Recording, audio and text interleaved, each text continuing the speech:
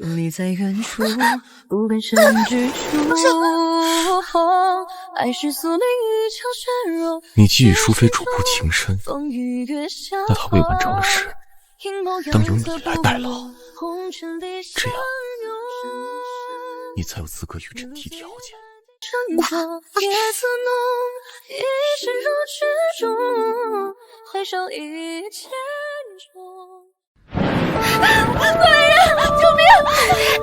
要！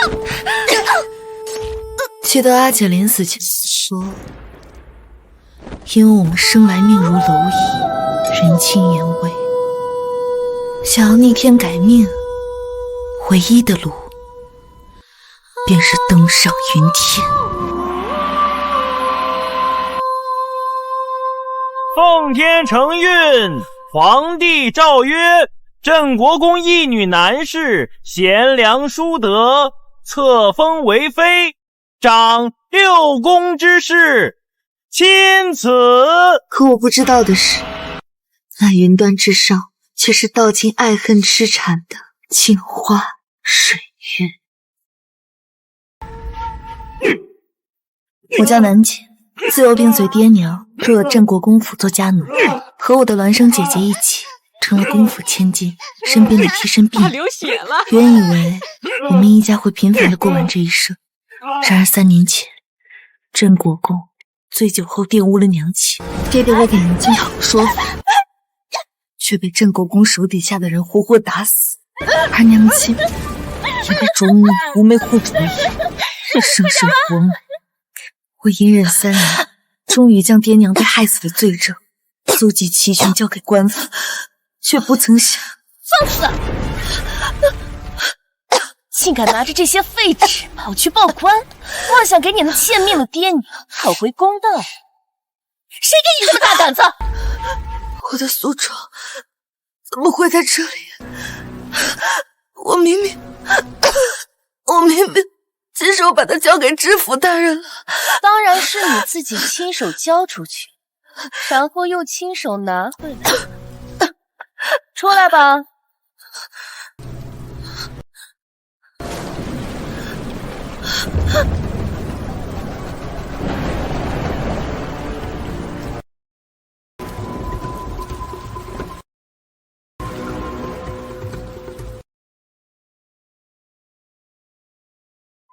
奴婢给小主请安，小主万福金安。阿姐，怎么会是你？当然是我了。你前脚刚走，我便进去向知府大人将诉状要回来，告诉他说我脑子不好，瞎编乱造了这些。你个丧良心的！爹爹和阿娘蒙冤而死，你居然帮着杀人凶手颠倒黑白，不过是2条贱命而已。老爷和夫人才是我的再生父母。顺便告诉你，阿娘也是我亲手活埋的。血，可出血了！哎呀，怕是染上什么脏病了吧？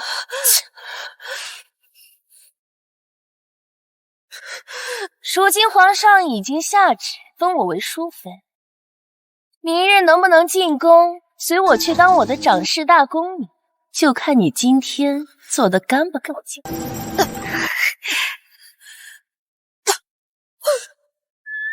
阿姐，救我！阿姐，救救我！南锦，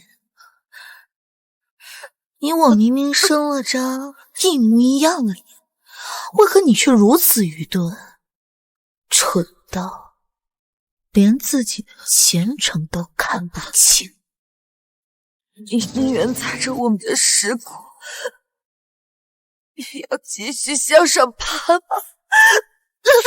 没错，从今日起，这世上的富贵便由我来享。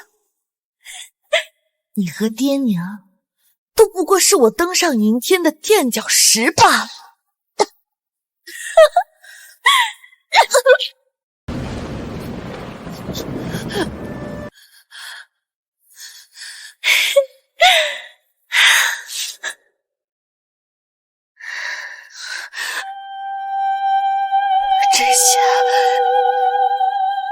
终于可以狠心除掉你了，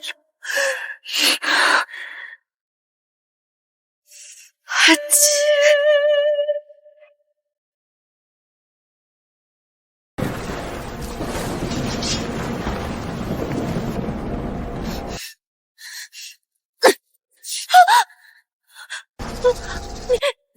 你没病？方才，你方才都是装的。我要是不假装废了，柳依然一定会亲眼看着你杀了我。我要是不假意报官，又怎么引你入局？我从未奢望官府会给我一个公道，我也一早就知道，当初是你为了讨好主母，亲手活埋了阿娘。干什么？南姐，南姐，奶奶。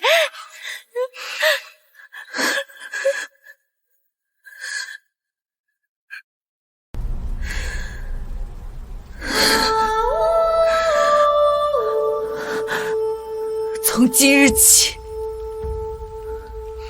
世上便再没有南姐。你我既然生得如此相似，那我便替你跟随柳依然入宫，替你登上云天，替你坐上高台，然后替爹娘争出个公道来，而你便下去黄泉路上给他们叩首赔罪吧。官人，救命！不要！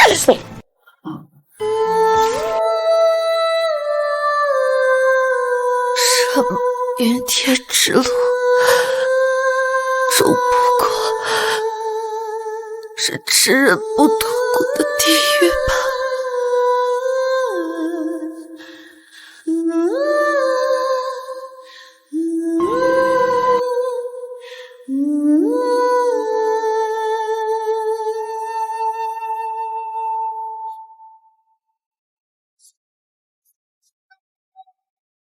仙人已死，赶紧拉去乱葬岗，和他的爹娘埋在一起。明日小姐入宫，莫要让镇国公府沾染晦气。是。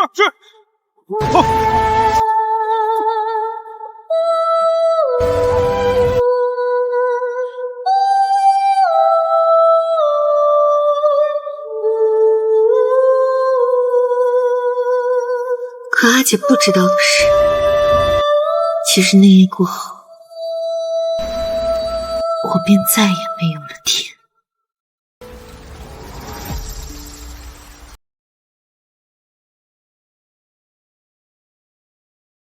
你确定人已经死透了？回大小姐，千真万确，奴才看过伤口，确实是一刀毙命，而且死不瞑目，已经连夜拉去乱葬岗埋了。哦，死不瞑目。瞧瞧你那不要脸的妹妹，当奴才当初一身傲骨，一条贱命，连本宫身边的狗都算不上，真是死了活该。大小姐说的是，像她这样的下贱坯子，生来就是当牲口使的，连个奴才都算不上，怎么能和你那狗相比呢？算你识相，也不枉费本宫提拔你。行了，快给本宫挽发吧，本宫还要去跟爹娘拜别呢。是，女儿不孝，日后不能再侍奉爹娘左右。今日一别，唯盼爹娘善自珍重。哎呀，不得呀！来，快起来，快起来！哎呀，我的嫣儿啊！你现在可是皇上的妃子，哪有给臣子下跪的？嫣儿，如今你父兄深得皇上重用，倘若在宫中受了什么委屈，尽管写书信回来，爹娘自会为你做主。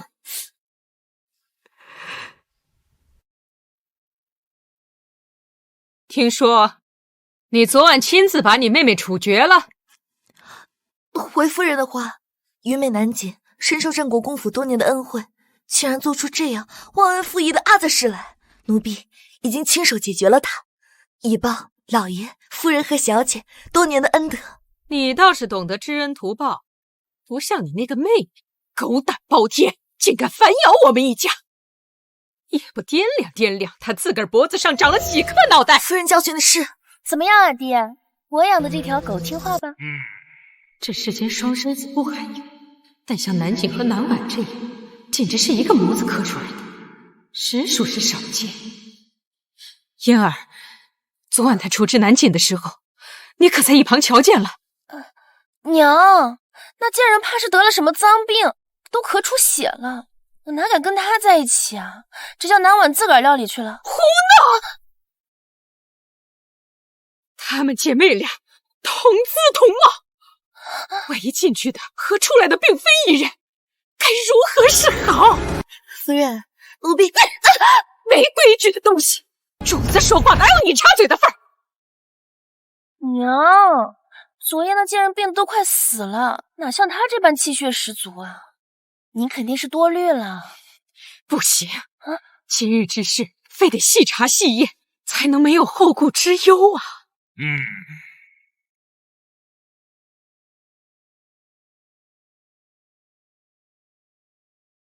我记得你左肩的地方有一枚铜钱大小的胎记，是你那个死去的妹妹所没有的。把衣服脱了。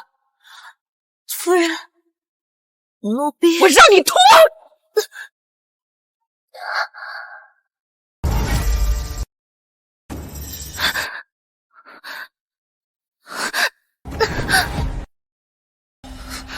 取尸帕来！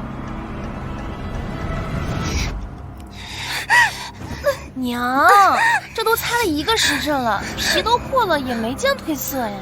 你可别因为一个奴才耽误我入宫的吉时啊！急什么？时辰到了，自有管事的太监上门来催。娘都给你说过多少次了，小心驶得万年船。尤其是入宫以后，不知道有多少人等着在你背后捅刀子呢。继续擦。是。夫人，奴婢在大小姐的忠心日月可见，又怎会是贱人假冒？这世间所有事都能作假，唯独这娘胎里带出来的东西假不得。若夫人还是信不过奴婢，大可将那南京的尸身挖出来，拾回府上，亲眼瞧瞧他到底有没有这胎记。哎，万万不可！那哪有把那死人弄回府上的吗？再说了，今天是我们燕儿入宫的好日子，万不可触碰这个眉头啊！是啊，娘，那南京本就得了肺痨，你再把他抬回来，万一把脏逼染到咱们府上，那不叫人死了还恶心咱们吗？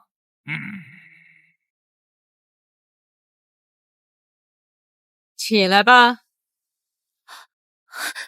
多谢夫人。当初你娘狐媚惑主，你为了镇国公府的名声，大义灭亲，活埋了她。如今你妹妹又以下犯上，你也能果决地将她料理干净，可见是个懂事儿的。奴婢的命都是镇国公府给的，不敢忘恩。入宫以后，你要好生伺候我们嫣儿，自然少不了你的好处。赏她一套新衣裳，免得来迎亲的公公们笑话。是，奴婢谢过夫人。为了取代南婉跟随柳嫣然入宫，我早已做足了准备。眼下这胎记不过是提早准备好的刺青罢了。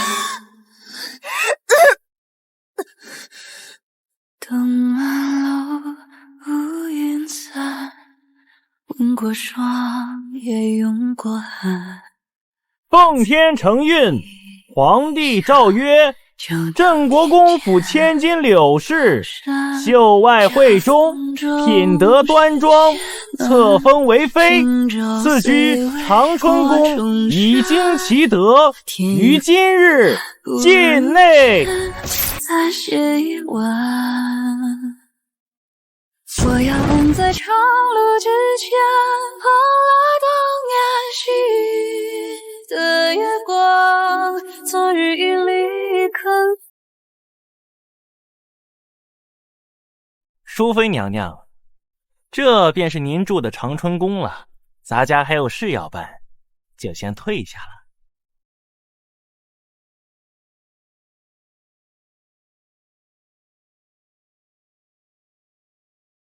这长春宫是不错，但比起皇后所住的凤仪宫是差了些。不过也无妨，本宫出入宫就是妃位，起点呀就比那些嫔妃高了一点。娘娘家世显赫，又与皇上青梅竹马，区区一个妃位，真是委屈了娘娘。一时委屈算不得委屈。这皇后的位置，迟早是本宫的囊中之物。那是自然，只是奴婢担心。担心什么？娘娘，您初来乍到，若是不与其他嫔妃们处好关系，万一哪天您遭旁人算计，这宫中岂不是连个为娘娘说话的人都没有？你说的对，那本宫就命你出去打听打听，看看这后宫的嫔妃哪些有利用价值，本宫就勉为其难跟他们结交一番吧。是。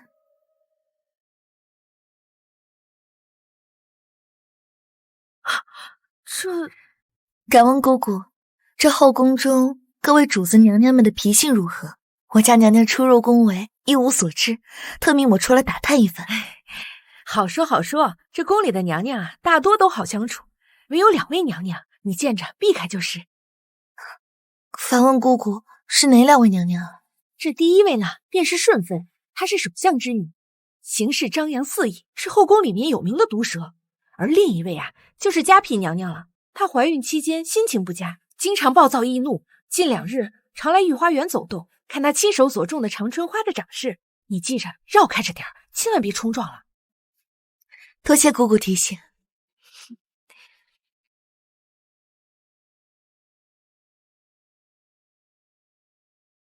柳嫣然，既然你要左右逢源，那我只好让你四面楚歌。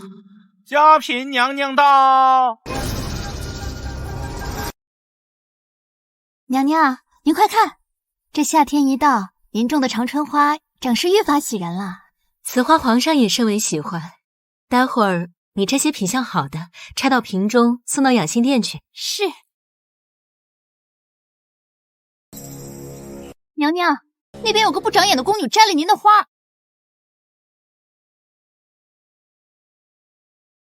你是哪里来的贱奴，竟敢私采本宫种下的花？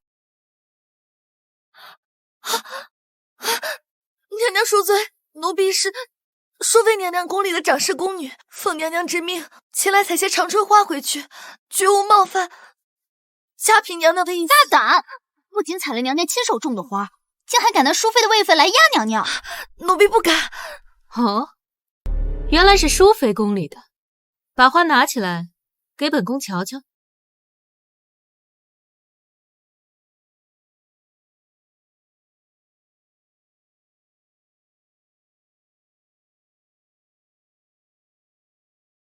皇上曾允诺本宫，只要平安诞下皇子，无论男女都会进本宫为妃。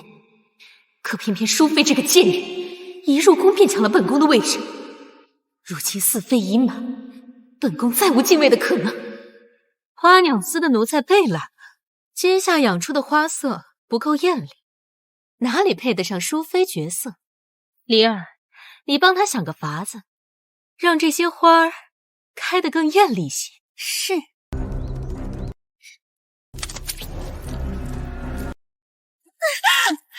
贱奴，谁让你偷采了娘娘种的花儿？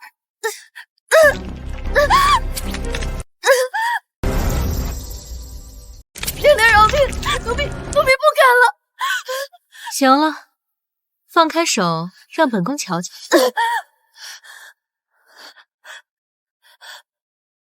你们看，这才是讨喜的颜色。回去告诉你家主子，这些花是我给他的见面礼，叫他好生收着，别辜负了本宫的一片心意。哼。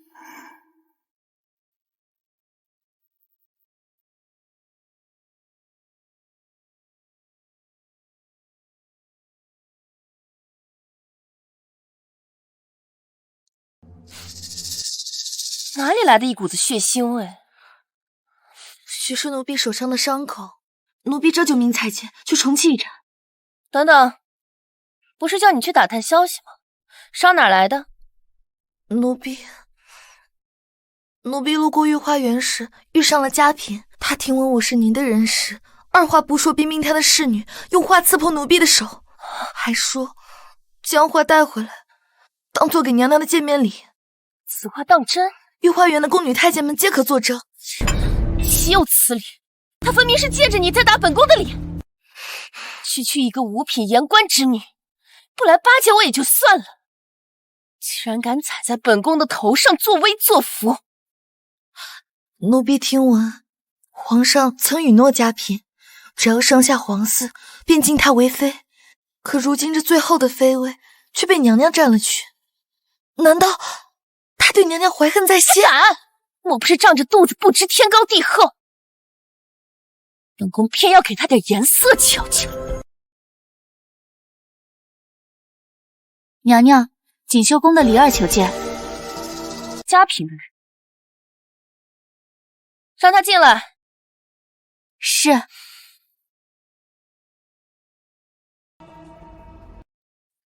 淑妃娘娘吉祥，我家主子听闻娘娘今日进宫，特意派我来再送份大人。此为何物？此乃一根存活了100年的肉苁蓉，又粗又壮，特意送来给娘娘补补身子。肉苁蓉？我们娘娘说了，这宫中能得皇上恩宠的妃子寥寥无几，希望淑妃娘娘莫要心急，若真不得宠，这根肉苁蓉不仅能补身，娘娘也能拿它有个盼头不是？什么盼头？是嘉嫔见物遇人，指桑骂槐罢了。来人，给我把这个贱婢拖出去，要给我打死！我看谁敢！我们娘娘自怀孕以来，一直都是我在照料。娘娘若是动了我，主子必定伤心。若皇子再出了问题，只怕娘娘背后的镇国公府也担不起这个责吧。嘉嫔这个贱人，不就是仗着肚子里那块肉吗？本宫又不是不能怀。你去拿500两银票给进士房的太监，让他务必把本宫的绿头牌日日摆在最显眼的地方。我就不信这个圣宠我还真不上了。快点，快点，再抬些热水进去。要是耽误了娘娘今夜侍寝，仔细改你们的皮。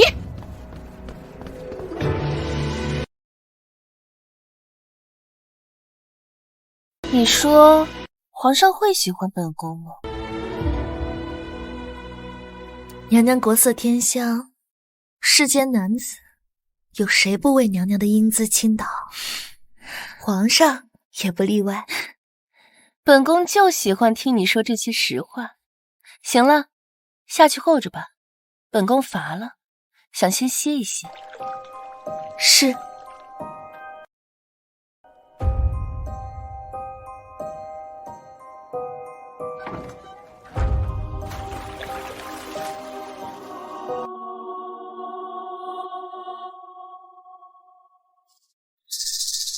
若真如阿娘所说，此药吞服后便会散发异香，更有催情之效，那本宫今夜是要与皇上颠鸾倒凤，榨干还丹。婉姑姑，我听说皇上和咱们娘娘是年少相识，娘娘也是唯一一个刚入宫便位列4妃的妃嫔。如此看来，皇上应该很宠娘娘吧？那是自然。娘娘承宠，咱们往后的日子就好过了。你是咱们长春宫唯一的长侍宫女，日后不一定威风成什么样子呢。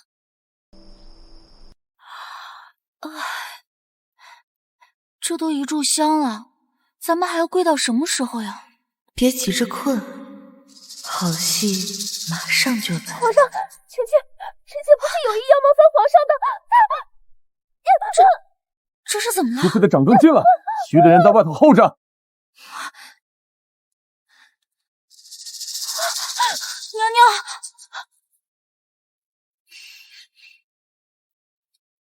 奴婢叩见皇上。行了，带着你们的主子回宫吧。是。皇上，娘娘快起来，地上凉。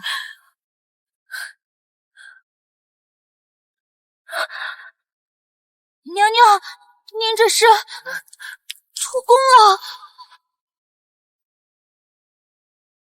记得阿娘还在世的时候，我曾问她，女子究竟该以何面展示给所爱之人？是如春日繁花般的娇媚之态，亦或是似秋月湖光般的温柔之姿？快点挖！可阿娘却笑着说，无论哪一面，皆因出自真心，不可有违，方能得爱长久。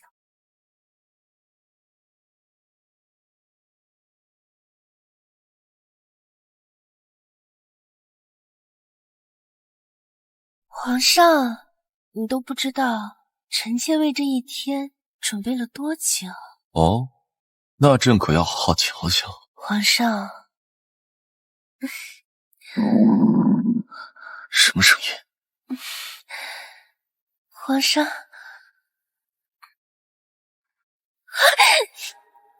淑妃，你这是何如？皇上，臣妾。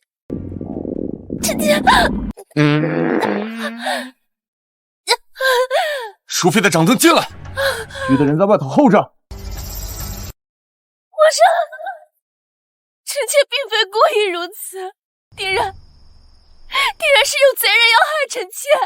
皇上，娘娘，彩洁，快扶娘娘回宫。好，慢点，别磕着娘娘了。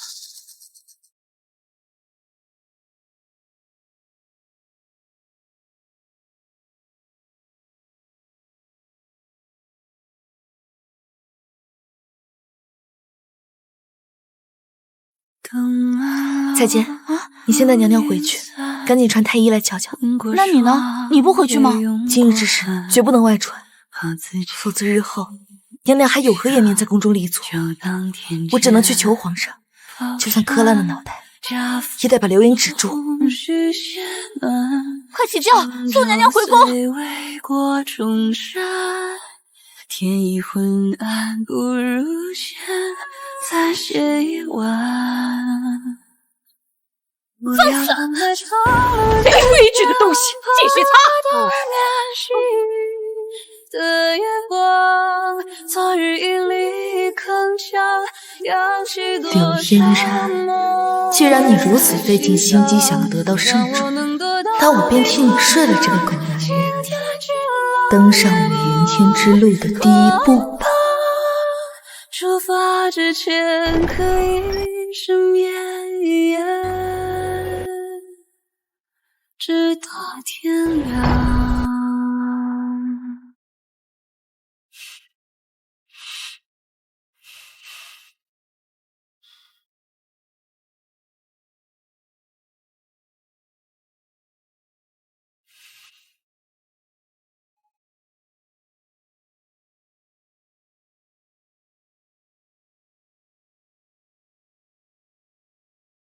谁？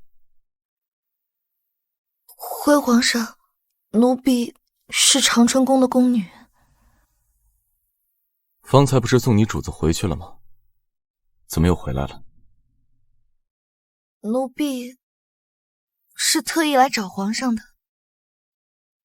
哼，上前回话。是。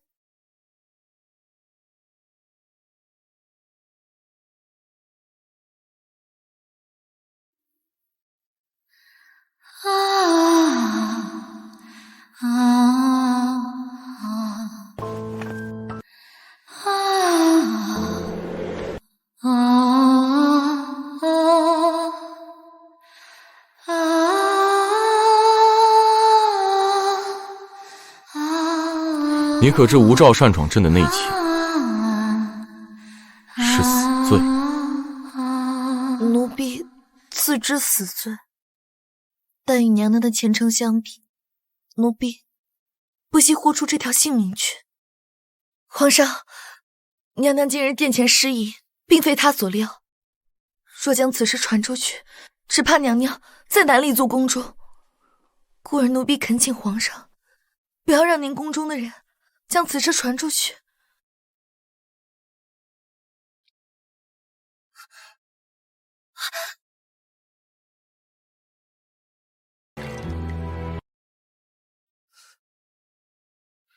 往事随雪风入湖中，煮一盏爱恨成区区一个婢女而已，饮尽此杯今夜是好梦。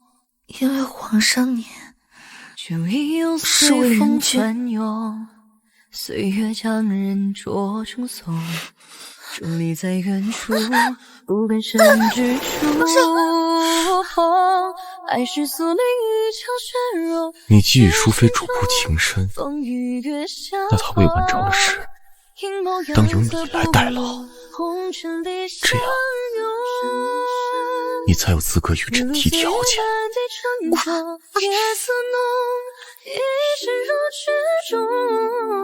回首一见中匆匆。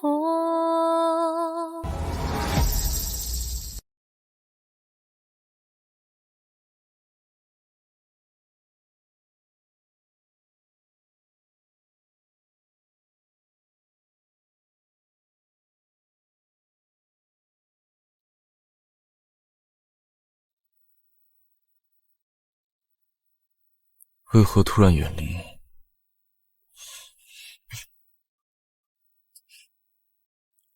你很怕朕？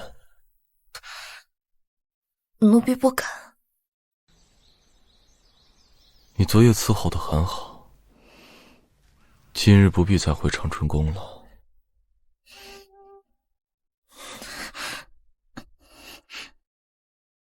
皇上，不知奴婢现在可否有资格向您讨个恩赏？昨夜朕不是说了吗？你想要什么？答应还是常在？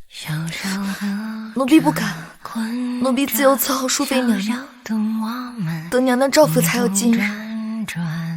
所以娘娘在殿前失礼于皇上，而奴婢却背着娘娘与皇上这般。奴婢愧对于淑妃娘娘，也无福享受皇上的恩宠，只求皇上不要与娘娘计较，不要让昨夜的事传出于墙外。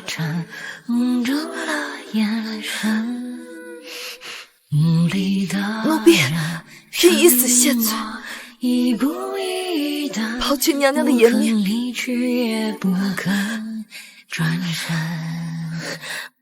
春风它好像有许多故事，它心中有一个名字。人间啊，皇上可晨起了，侯院判来给您请平安麦了。进。这一过，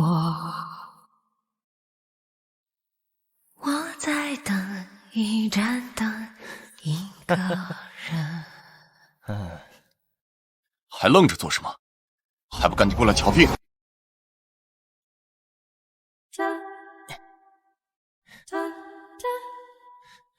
皇上，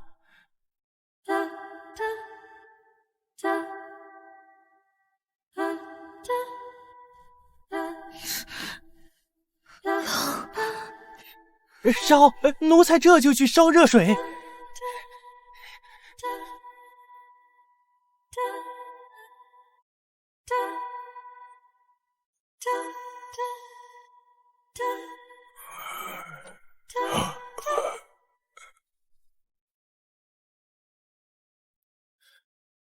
神脉你还准备把多久？回皇上，这宫女额头的伤不算太深，包扎好再用些药，不日就痊愈了。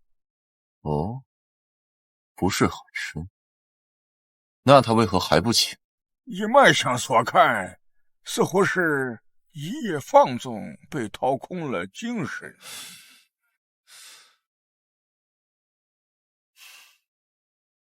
给他用最好的药，切记不可留疤。臣遵旨。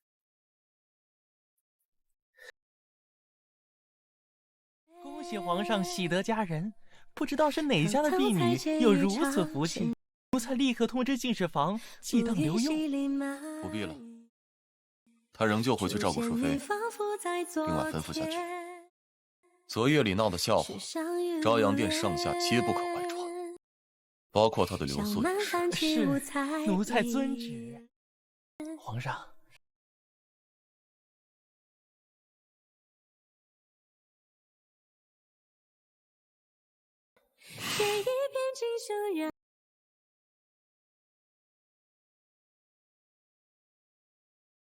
朕命太医调制了最好的祛疤膏药，你伺候淑妃颜面不好受罪。收下此命，朕与你便算两清了。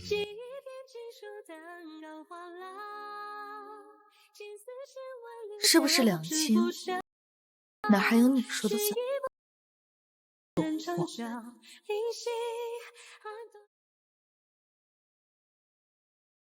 都别来本宫！让本宫去死！快下来，娘娘！别来我！娘娘，你这个贱婢！本宫昨晚出了那么大的丑，你不在身边伺候去哪儿了？娘娘息怒，婉姑姑昨夜是给您求情去了。什么？奴婢无能，身为长春宫的长侍宫女，却未能顾及好娘娘颜面，奴婢只好在朝阳殿外跪着磕了一宿的头，只求皇上能够体谅娘娘的无心之举，不要与娘娘计较。今儿个皇上晨起，见奴婢还在殿外跪着，终于肯答应不将此事放在心上，还下令让朝阳殿上下守口如瓶，不许将昨夜的事说出去半个字。皇上真这么说了？皇上说君无戏言。可是即便如此，皇上现在肯定也对本宫厌恶极了。究竟是哪个贱人要害本宫？本宫一定要他不得好死！昨夜太医来过，说娘娘是误服了泻药所致，可是宫中的餐饮都有留档，且并无异样。是他，一定是嘉嫔那个贱人。本宫虽与他交恶，但念及初入宫，资历尚浅，昨日给皇后请了安，并随他一起去吃了茶。一定是那个贱人给本宫下的药。娘娘，您请一定三思。嘉嫔娘娘又怎么能提前知晓您何日会被皇上翻牌子？又怎来下药一说？就是他，就是他，就是嘉嫔那个贱人！只要能让我在皇上面前出丑，日后必定承宠无望。即将诞下龙嗣，他图的分明是想把我拉下妃位。娘娘，待嫁锦绣宫，再把他送的那根肉从容带上。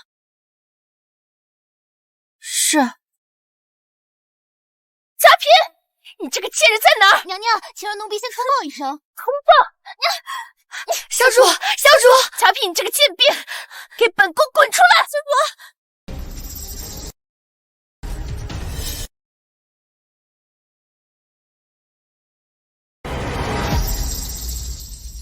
哟，这不是淑妃吗？怎么大呼小叫，连扔带砸的就这么进来了？这是在责怪妹妹你没有请她一起喝茶呢。姐姐这就说笑了。妹妹今早听闻淑妃娘娘昨夜头次侍寝，想着今日必会贪睡晚起些，便没有叫灵儿去打扰。没想到一番好意，竟惹得淑妃娘娘如此生气啊！灵儿，还不快给娘娘搬把椅子过来。是。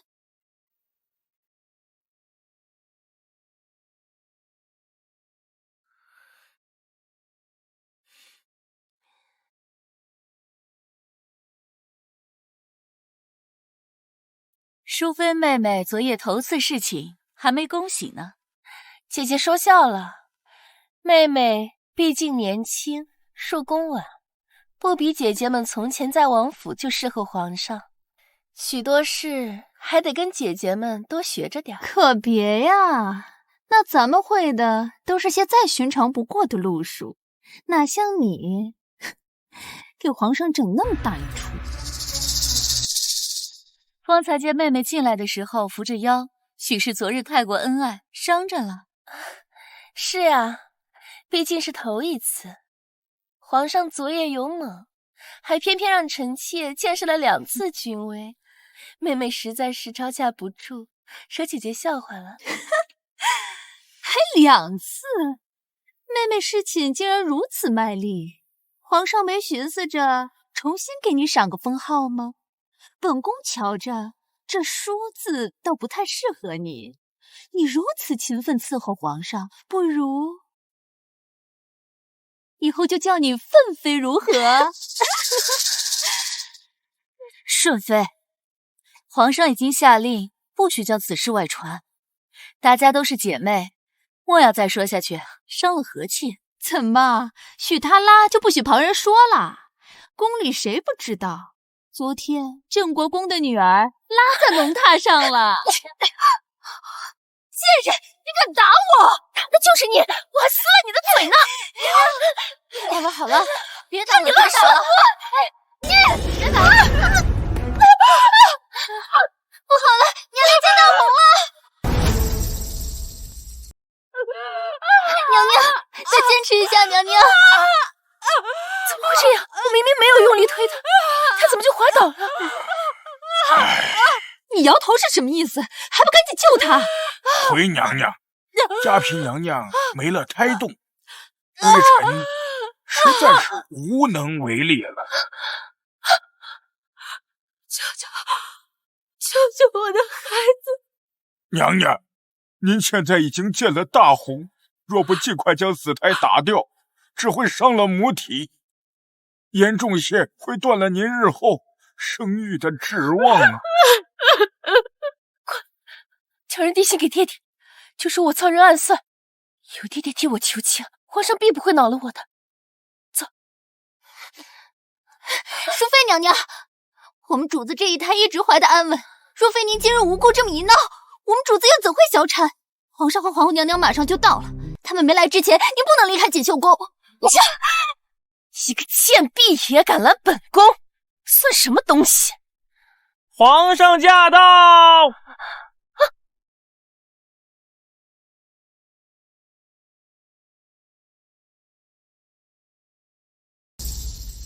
皇上驾到！臣妾给皇上、皇后娘娘请安。都起来吧，宫人来请得急，慌里慌张的也说不清楚，到底发生了何事？回皇后娘娘，今日主子和其他几位娘娘正在喝茶聊天，淑妃娘娘大吵大闹就闯了进来，没说几句，便和顺妃娘娘起了争执，还把顺妃娘娘推到了我们主子身上。娘娘这才见了大红，方才太医说皇孙保不住了。不是这样的，皇上，臣妾只是打了顺妃一巴掌，但臣妾真的没有推他呀。而且嘉嫔的孩子已经足月了，怎么可能这么轻易小产？定是太医院那些奴才当差不利，他们没有救过嘉嫔的孩子，这才冤枉到臣妾头上的。又没怀过孕，你怎么知道这是朕的孩子？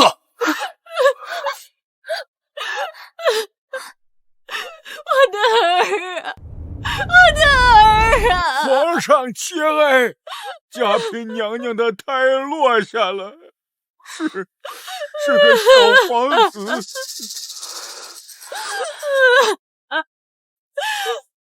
上，你要为我们的孩子做主啊！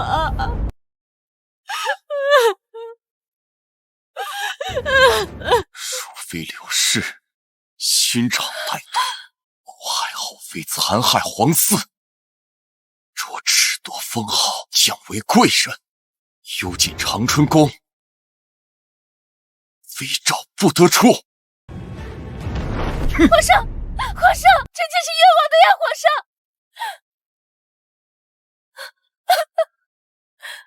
诚如柳嫣然所说，刚才推搡的力道完全不至于将顺妃推出那么远，那根肉苁蓉又怎会无缘无故地滑到顺妃脚下？难道……别打了！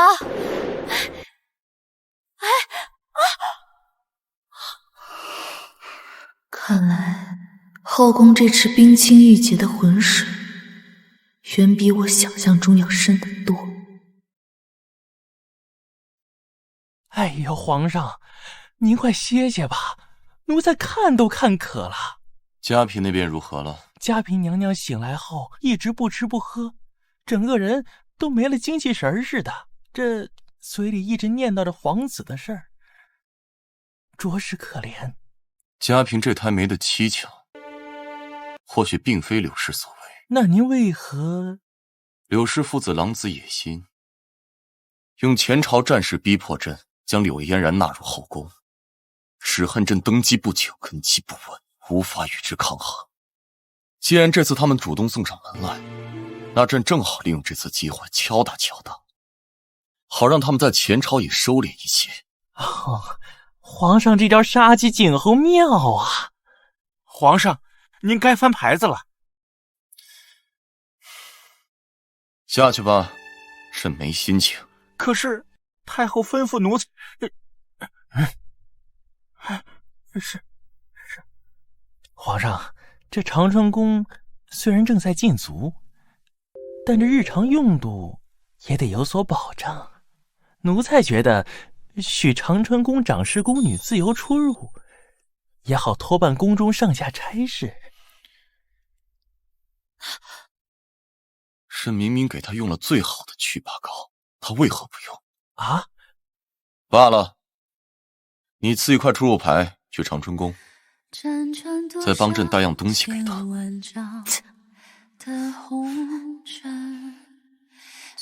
这么热的天，怎么还伤寒了？要不是娘娘现在被禁足，我现在就可以出门给你拿药了。王姑姑，你说皇上不会已经把咱们这儿给忘了吧？不会的，皇上他记性可没那么差。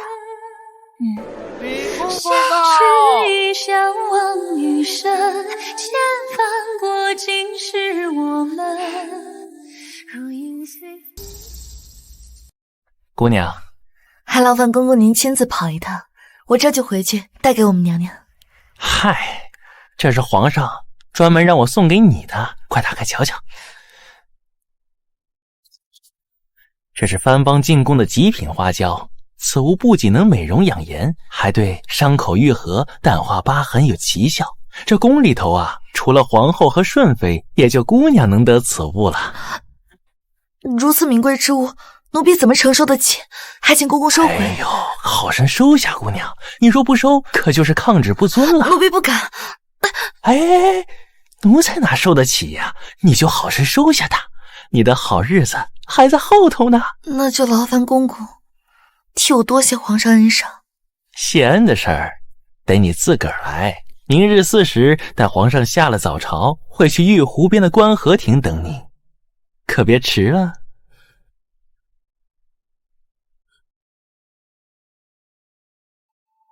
眼下柳嫣然虽被将位圈禁，但保不准那个狗皇帝哪天心一软便将她放了出来，得加快些速度了。小主，您没事吧？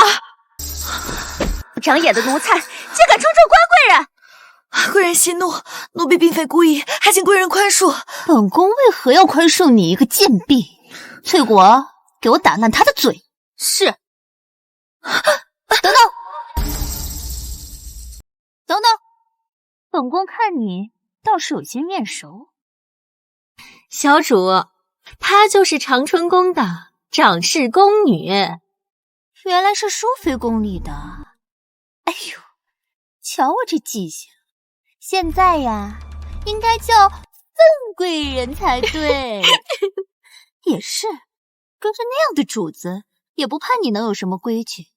只是你主子没教你，你爹妈是也死绝了，不是教过你吗？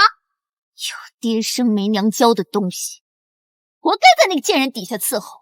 小主，咱们还得赶着去皇后宫中请安呢，快走吧。走吧。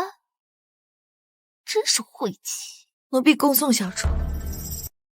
我与你无仇无怨，本不想计较，但你为何要侮辱践踏我的爹娘？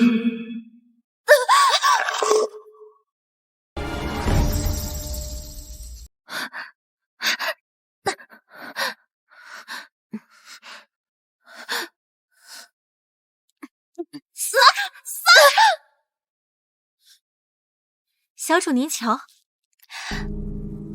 这样好的白花椒，宫中向来只有皇后和顺妃才有，你是从哪儿得来的？奴婢好啊！你们长春宫真是好大的胆子，这才禁足几天，你主子就敢让你从宫外给他烧东西，看我不向皇后娘娘举报了！贵人饶命，贵人饶命！爸，本宫今日就大发慈悲，帮你们瞒下来。只是这东西却给不得他，就当是给你们份贵人一个教训。翠果，走。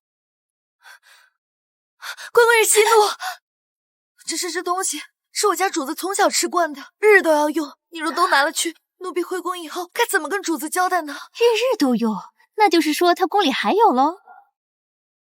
没有，还敢撒谎？若你识相，就乖乖把剩下的花椒拿来给我，否则我现在就去告诉皇上和皇后娘娘，让你主仆俩吃不了兜着走。贵人开恩，您给奴婢一些时间，奴婢尽快把东西拿来给您。什么时候？明日4时带皇上下了早朝，会去玉湖边的观河亭等你，可别迟了哦。娘娘住的寝宫离玉湖不远。明日4时，奴婢定会把东西带去玉湖边上的观河亭给你。这还差不多，记得准时点儿，否则就让你这死绝户没处学规矩的贱婢吃不了兜着走。走吧，翠果。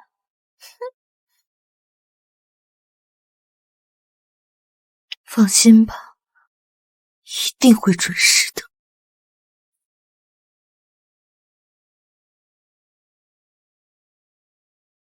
现在就赌他能够君子一言吧。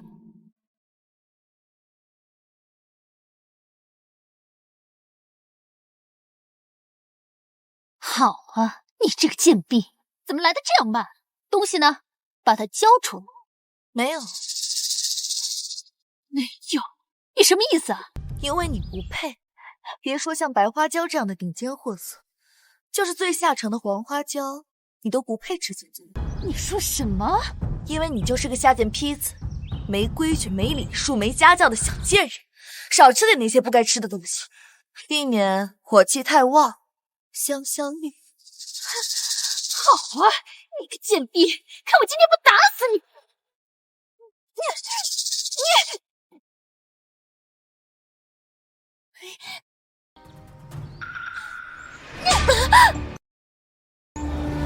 淹了！本宫今天非要戳到你皮开肉绽，让你知道什么叫规矩。下了朝还赖着不走，分明是为了他女儿的事。皇上别急，也就吃了半炷香而已。皇上，皇上，现在知道怕了？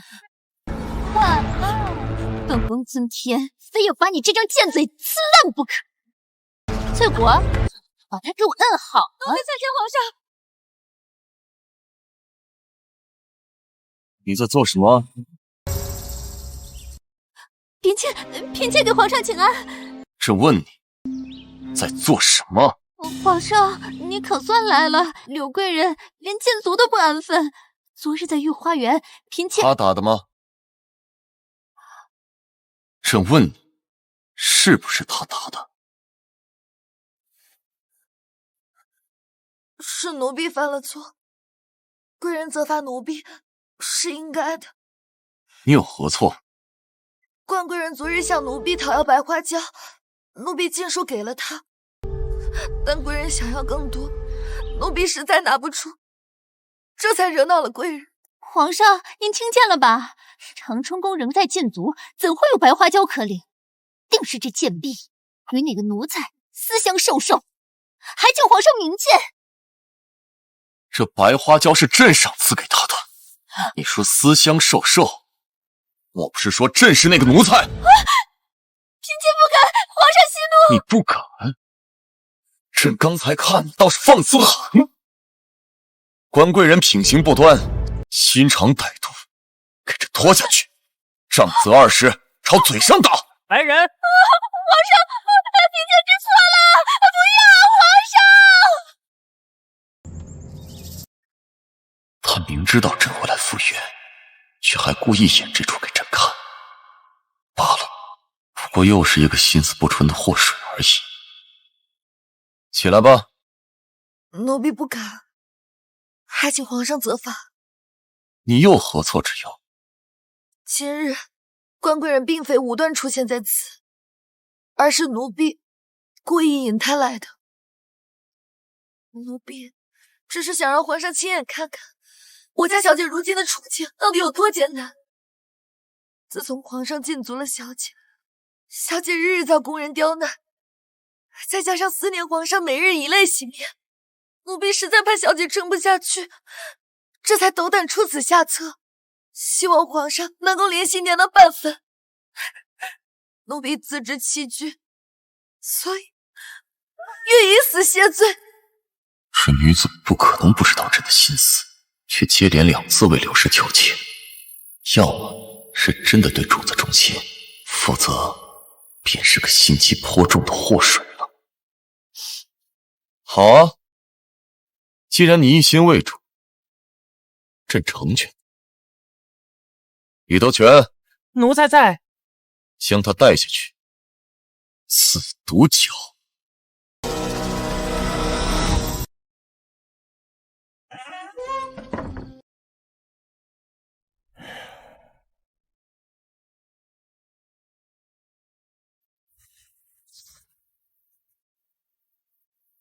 公公，奴婢还有最后一事，想求您成全。姑娘不用，有什么事儿交代便是了。我家小姐身子弱，十分畏暑，如今天气炎热，劳烦公公多费心，得空给长春宫多送些冰块去吧。哎呦，你自己小命都快不保了，怎么还惦记你家主子呢？皇上百忙之中抽空来与你相见，你再糊涂也该明白呀。奴婢出身低贱，能有心侍奉皇上，已是前世修来的福气。可这却是我眼下唯一能帮到小姐的法子。人活一世，唯有忠心与爱不能两用。只可惜我遇见小姐更早。可不管怎么说，你总得想办法活下来呀。皇上对你抱有好感，若姑娘说几句讨巧的软话，兴许能求得一次生机呢。多谢公公好意，但我今日罪犯欺君，皇上当众口语赐我毒酒，奴婢怎敢为了苟活折损圣上勋位？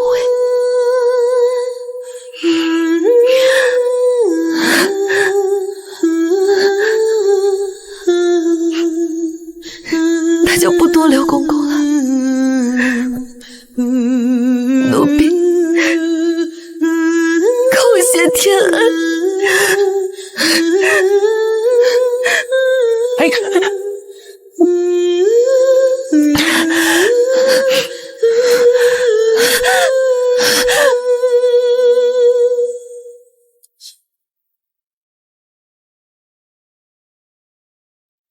你拿掺了迷药的毒酒去试他一番，若是他贪生怕死不肯喝，又或是苦口哀求说些软话，那他从头到尾便是在算计朕。届时无需报备，直接处死即可。若是他不畏生死，至纯至善地将毒酒饮下，那便将人送入寝宫吧。奴才遵旨。皇上最喜纯善之人，这丫头今日行事，必然在皇上心中扎了根。这后宫的天，怕是要变喽。开门，送入朝阳宫。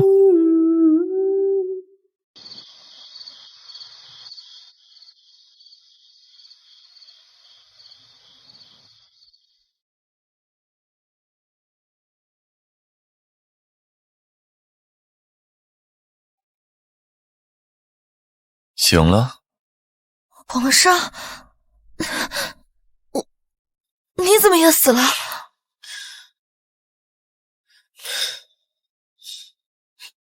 如何？可有感觉？你没死，朕也是，我们都还活着。可是，我明明……你喝的那个无非是加大剂量的安神散，并非毒酒。皇上宅心仁厚，可奴婢终究还是犯了欺君之罪。你是有罪，不过你所作所为皆是忠心为主，而且你既已服了毒酒，那这欺君之罪也算是严惩过了。奴婢谢皇上开恩。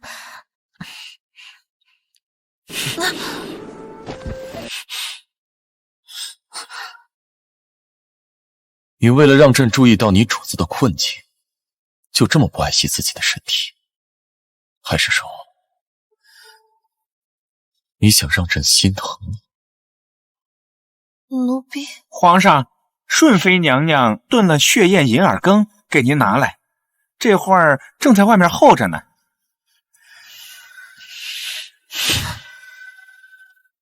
你躲什么？只要你开口，我便不会让他进来。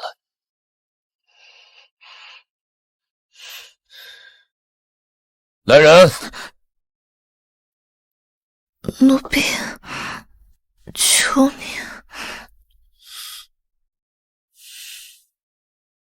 告诉顺妃，朕正与朝臣商议大事。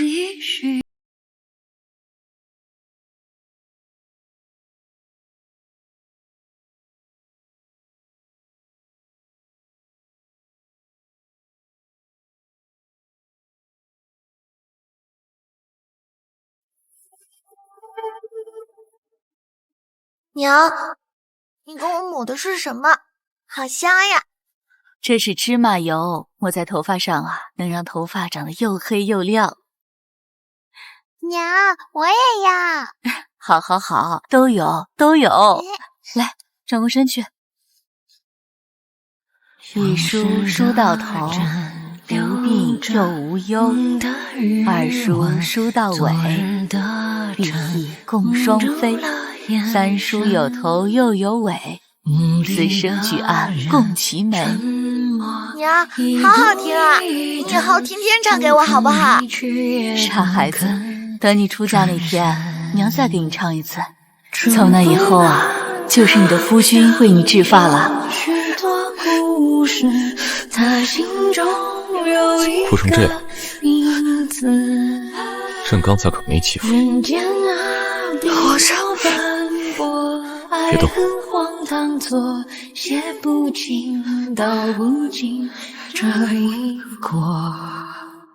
我在等一站等一个人。一梳梳到头，一梳梳到头，无病又无忧；无病又无忧。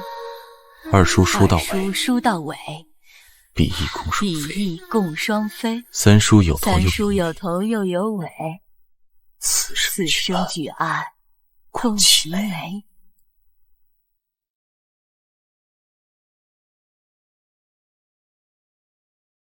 朕听闻民间女子出嫁时，都会有家人为其唱此歌以示祝福。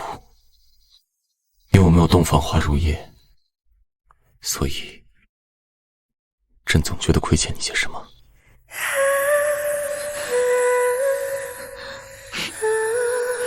奴婢出身低贱，他有心侍奉皇上，你是前世修来的福气，哪里值得皇上如此低眉？朕属于卑。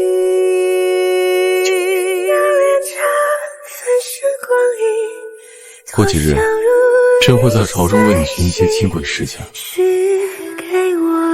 为你摆脱奴气。到时，你便以官员义女的身份重新入宫即可。至于柳氏，朕自会拨进宫。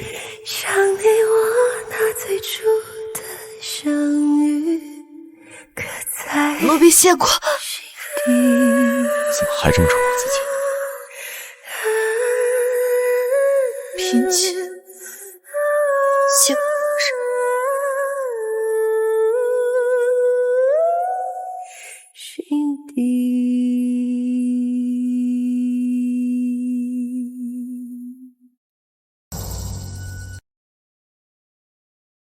小主饶命！小主饶命！我让你轻视本宫，我让你轻视本宫，你还敢躲？小主，小主何故动了这么大的火气？彩洁，还不给小主道歉？瞧瞧你泡的什么东西，茶叶都发霉了，你敢跑来端给本宫？可是奴婢真的已经尽力了。如今长春宫被侍卫守得严严实实，内务府更是不给咱们一点好脸。奴婢上哪去给你编出更好的茶叶？还敢闭嘴！小主息怒。奴婢跟随小主入宫时，曾自带了一些花茶，这就去煎一些茶汤来给小主去暑气。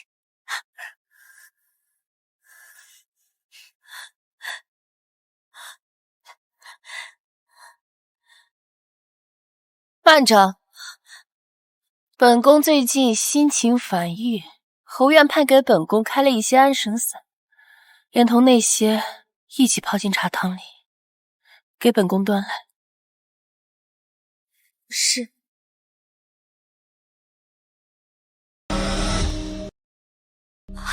这猪油涂上，自然是比平时好的快些。记得不要沾水了。婉姑姑，你是怎么知道这些方子的？该不会小主以前在府上就……好了，这些就是太医开的安神散，有没有按照方子分好每日的用量？侯院判已经亲自分好送来了，但是小主最近经常要用2倍的量，说是只有这样她才能睡得着。既然是你自寻死路，那便是时候送你下去，给我的爹娘磕头认错。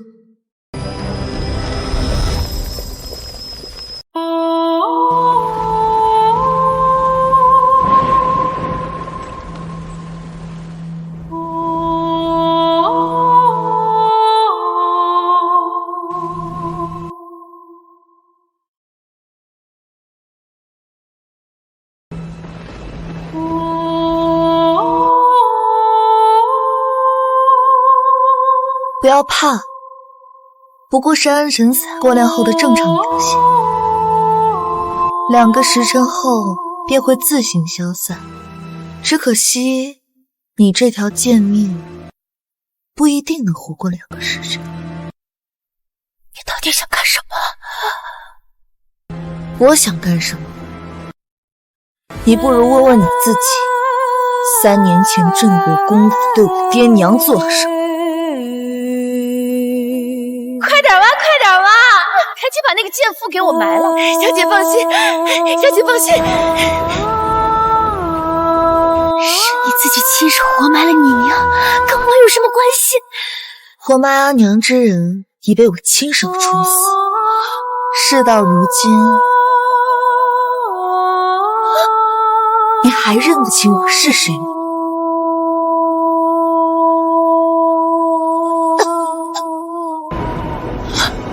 是南齐，你这个贱婢，竟敢算计主子！如今谁是主谁是奴，你觉得还有你说了算吗？顺便告诉你，家嫔是我替你生的，侍寝当夜的泻药是我给你换，而那个做梦都想同床共寝的男人，我也替你睡过了。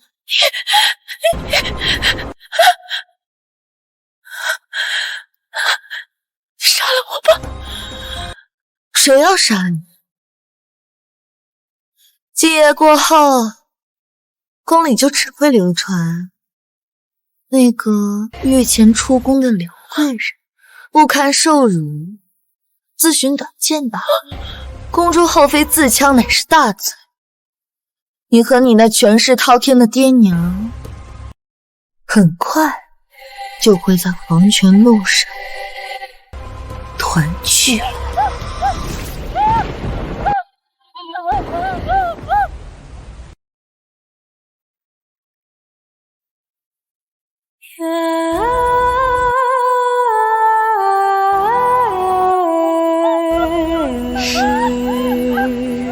柳贵人，你就好好看着自己这朵花是如何开败。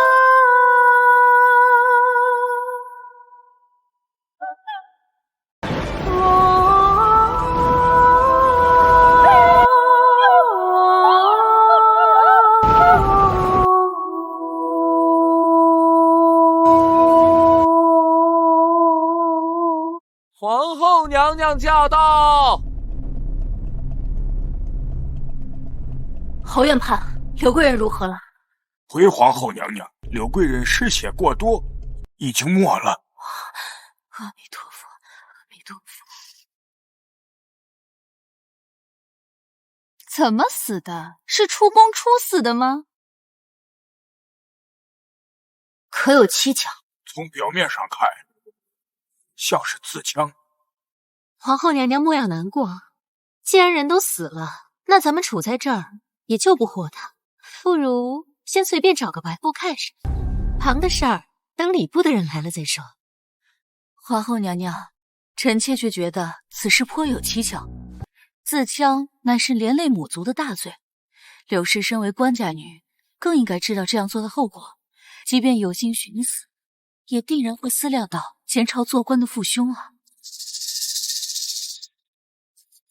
如果不是自戕，那便是被贼人所害，竟敢在本宫眼皮子底下做这种事。叫仵作来。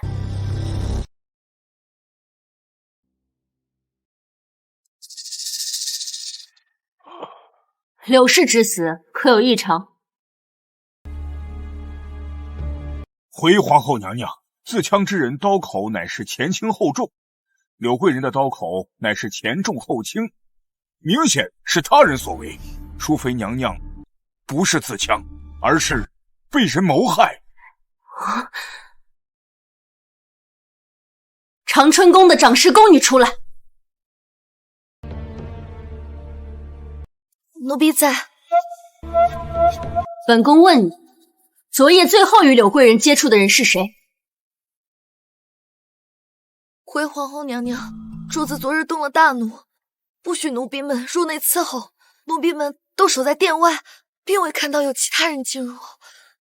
哦，殿外没看见，那这贼人便是在内寝了。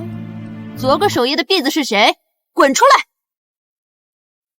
回顺妃娘娘，你是奴婢，又是你！你身为柳贵人的掌事宫女，却屡次办事不力，该当何罪？娘娘教训的是，未能留心主子的情况，奴婢该死。好啊，你既然知道自个儿该死，那便随着你主子一块儿去吧。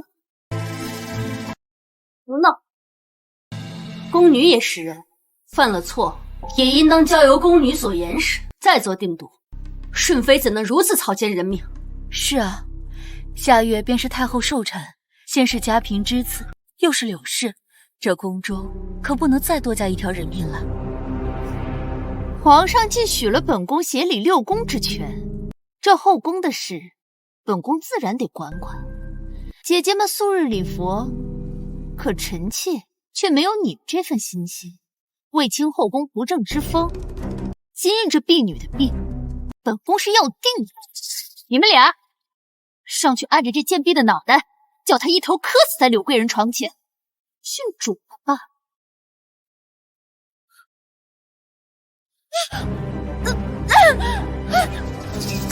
这谁敢？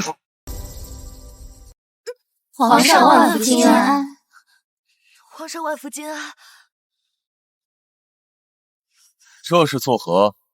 皇上，这宫女守夜疏忽，竟让贼人害死了柳妹妹，臣妾实在气不过，这才让人拿下了她。拿下，然后呢？皇上，让朕的后宫再添一条人命不成？朕自从登基以来，向来宽忍待下，怎么到你这儿还反过来了？臣妾知错。皇后，你说柳氏如何了？柳贵人昨夜被贼人所害，已经没了。可朕方才听人来报，说柳氏自枪，怎么成了被人所害了？臣妾也以为如此，可方才我搜验过尸体，断言柳贵人是被人所害。哦，谁验的尸？回皇上，是奴才。朕请问，柳氏的死当真是奸人谋害？奴才，此事体大，岂能听一个小小仵作胡言？侯院判，你是太医院之首，你替朕瞧瞧。回皇上，臣方才已经看过伤口了，柳贵人乃是自枪。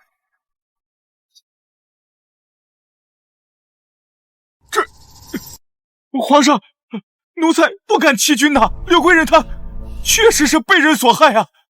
依你所言，那欺君的人便是侯院判不成了？老臣不敢欺瞒皇上，柳贵人的确是自强。若臣一人说服无力，皇上可让太医院其他太医一同诊断。叫他们过来。真的假的？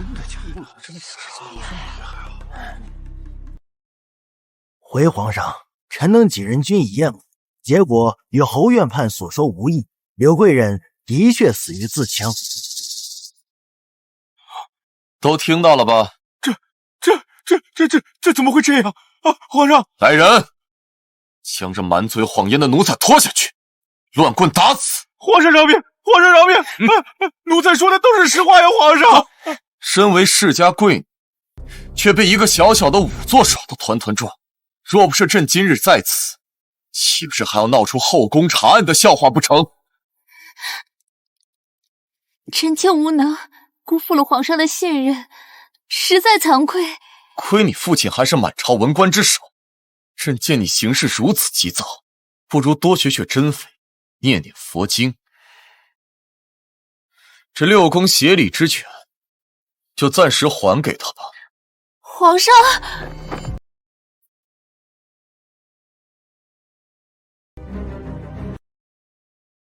阿弥陀佛。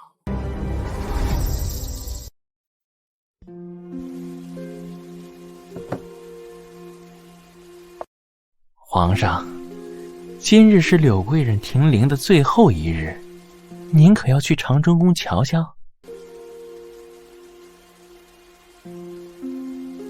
李德全，你跟朕日子久了，朕问你，柳氏的死，你怎么看？奴才不敢妄言，只是贵人初入宫便殒命，这镇国公府断不会善罢甘休。唯有将这死因归于自枪，方能让所有人哑口无言。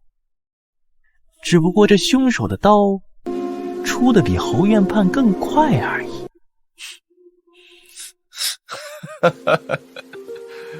好刀，正戳进了朕的心里。那丫头还在灵前跪着呢。奴才偷偷去瞧过，如今整个长春宫只剩她一人，执意要为柳贵人守灵，这一跪便是一宿。罢了，朕去给柳贵人上炷香。不用跟来了。可是皇上，外面还下着雨呢。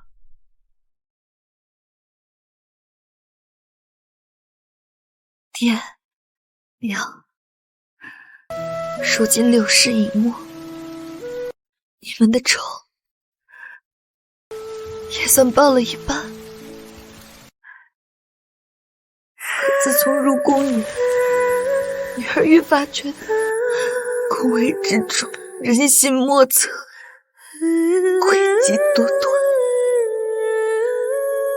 那时我本已做好铤而走险的准备，却发现这世间除了天子，没人可以决定自己为何而生，亦或因何而死。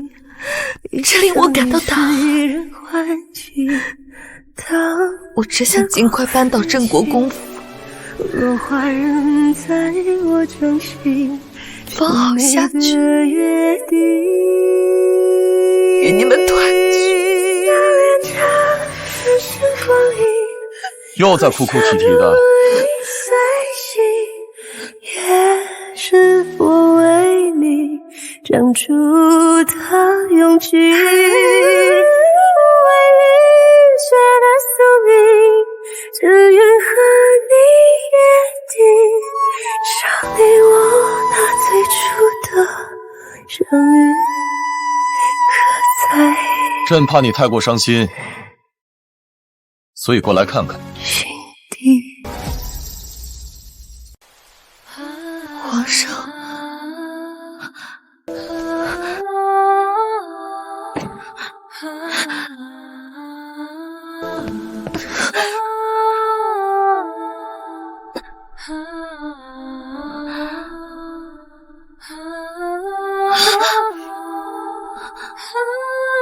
皇上。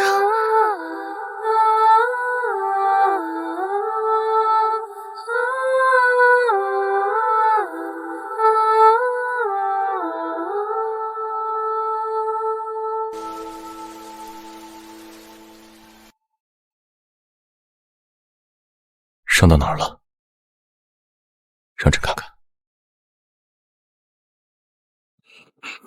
皇上，朕又不是没见过。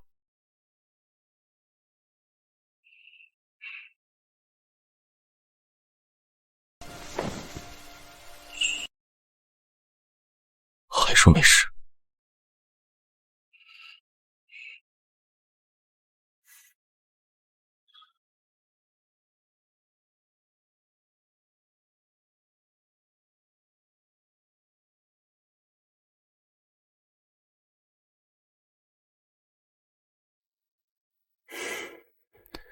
柳氏的死，你伤心吗？柳氏的死，你伤心吗？皇上，又想听到奴婢怎样的回答呢？罢了，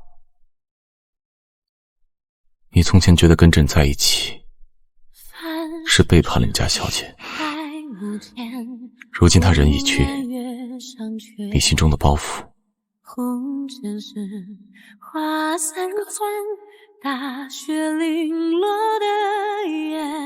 明日镇国公入朝，朕会让他正大光明的给你一个位分。至于封号，你有喜欢的字吗？奴婢爹娘曾经教诲过，人生在世，无论贫富，都应该怀揣像玉一样的温润美德，而物欲怀瑾，正好有美玉修身之意。如果可以，奴婢想取一个瑾字。撕去了满身雅与不杀，虔诚如甚好。月光无暇。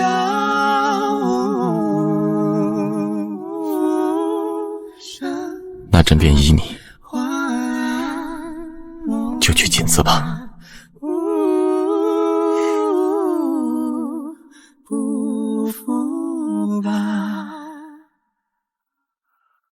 老臣多谢皇上，妥善安置小女的后事，保全了小女死后的荣光。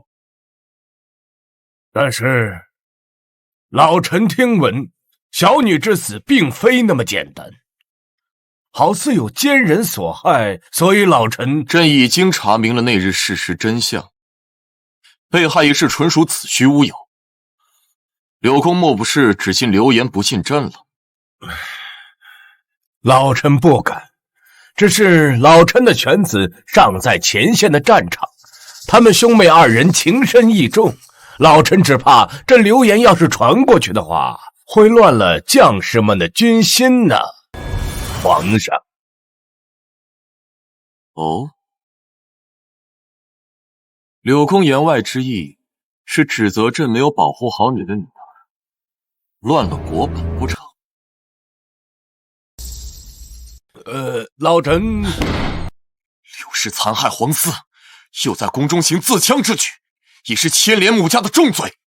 朕念及柳家世代功劳，已是开恩，不愿追究，你却胆大包天，在朕身边说些敲边捶骨的话，莫不是想要告诉朕，若是你儿子在边关打了败仗，也是朕为保护好你的女儿之过。皇上息怒啊！都怪老臣教女无方，让小女犯下了弥天大错，老臣心中有愧啊，还恳请皇上给老臣一个将功赎罪的机会呀。说，老臣有一个远方的侄女，那生的是貌美可人，精通琴棋书画，现如今呢，已经到了试选的年纪。恳请皇上将她选入宫中伺候，也好弥补我小女的过错。好一个老匹夫，死了个亲女儿，又想送宗族女安插在朕身边。若朕不许，那便是以边关战事作为代价。好在朕早有准备。平身吧。谢皇上。柳公如此为朕思虑，朕自然不能服了你一片忠心。只是这选秀是3年一选，柳氏未经选秀入宫，已是坏了规矩。若再如此，岂不是要让朕视祖宗定下的规矩如无物？那以皇上之意，你那侄女先缓一缓，朕倒是有一个颇为合适的人选，同样出自镇国公府。哦，不知皇上指的又是哪一位啊？让他进来。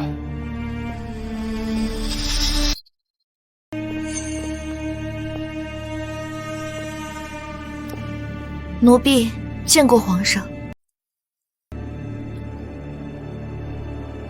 老爷吉祥。怎么会是你？朕听闻此女以前是镇国公府的家生子，从小侍在柳氏身边，所以朕想问问你，她以前在镇国公府表现如何？这小妮子是府里的家生子，又被挑选着入宫伺候嫣儿。若说她一点儿不是，岂不是镇国公府挑选了不入流的婢女送入宫中？皇上，此女是老臣府上的家生子，为人品行端正，又十分机敏懂事，算是老臣府上最好的婢女。好，镇国公府送来的，朕自然放心。她既是宫女，不必选秀也可留侍宫中。朕给她一个位分，倒也方便成全你们父子俩的忠心了。可这……皇上思虑周全，不过她只是一个出身卑劣低贱的丫鬟嘛，怎么配得上侍奉在皇上的容侧？不像老臣那个侄女，她……此事不难。朕已替柳公想了个周全体面的法子。既然柳公对这婢子也赞不绝口，那不如收她为义女。镇国公府的义女，自然是配侍奉在我左右的。如何？皇上既然如此安排了，那甚是妥当，甚是妥当。既是当朝重臣的义女，那便不用从官女子的位分开始熬起了。朕打算为柳公再次破例，给他一个贵人的身份。不知柳公意下如何？一切听从皇上的安排，老夫感激不尽。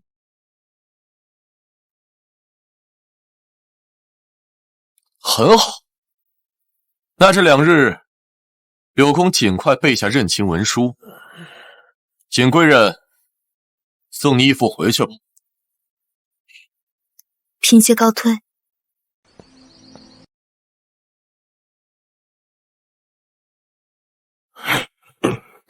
皇上刚才叫你景贵人，这什么意思？那不是那个已死掉的贱婢的名字吗？老爷息怒，奴婢自从听小姐吩咐杀掉妹妹以后，每日都会梦见她来索命。奴婢无奈，只好以妹妹的名讳作为封号，想着皇恩浩荡，必能压住那邪祟。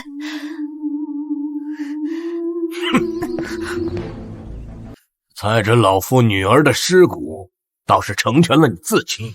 如今呢，你是成了飞上枝头的凤凰了。奴婢不敢，奴婢能得今日这位分，全因皇上对老爷的看重，奴婢不敢忘恩。知道就好啊。人这一辈子，最重要的就是要有自知之明。你们一家子呀，生来就是贱奴，全仗着我们镇国公府，才有了你们今天的地位。倘若你拎不清自己，仗着是皇上的妃子，敢动什么歪心思的话，老夫一样有能耐送你去和你那一家子贱奴团聚。奴婢不敢，定当谨记老爷和夫人的恩情。口中说的忠心呢，落不到实处。今日你给老夫一个准话，待你入了后宫，可否尽心尽力，定期将皇上的消息禀告给老夫？你终于上钩了，老匹夫！镇国公府手握兵权，连皇上都忌惮3分，我区区一些贵人又怎能轻易办到？唯有以身入局，假意投诚，待皇上察觉后宫前朝沆瀣一气，必定龙颜大怒，起了杀意。届时我便要拉着镇国公府上下群族，与我一同命丧铡道之下。你思考的如何了？这孰轻孰重，你可要想好了再说。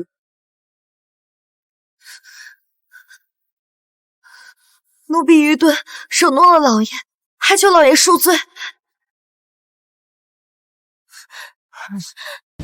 奴婢愚钝，惹老爷生气，还请老爷责罚。你这是干什么？快起来！你这个渔夫，你现在是皇上的后妃，哪有给臣子磕头下跪的啊？要被朝中的众多大臣看到的话，会把老夫弹劾的。快起来！大胆镇国公，竟敢让皇上的妃子给你行礼！小主快请起。小主可是受了什么委屈啊？公公误会了，叶父并非让我行礼，之所以跪拜，是我这个做女儿的想尽些孝心罢了。义父说，经过这一拜，我便是柳家心中真正认可的小姐了。柳大人真是这般想的吗？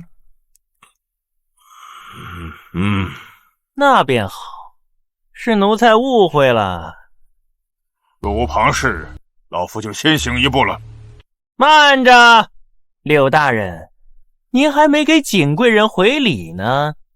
你说什么？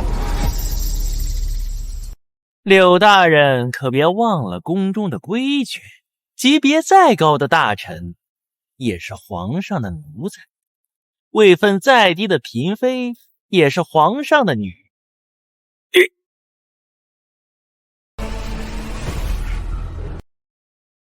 小主一切珍重。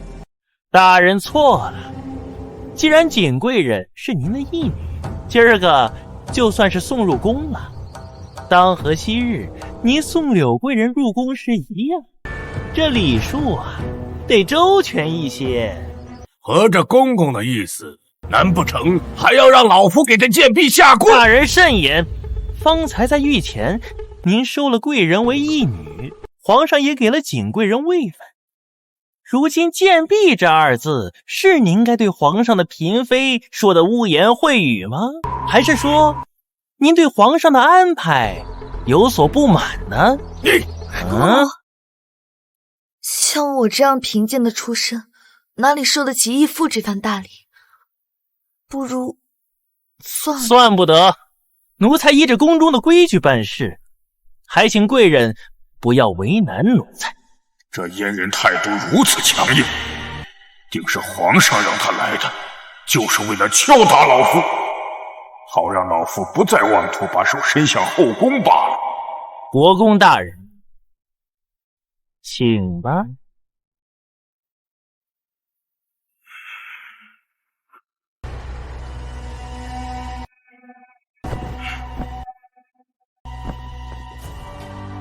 老夫恭送小主入宫。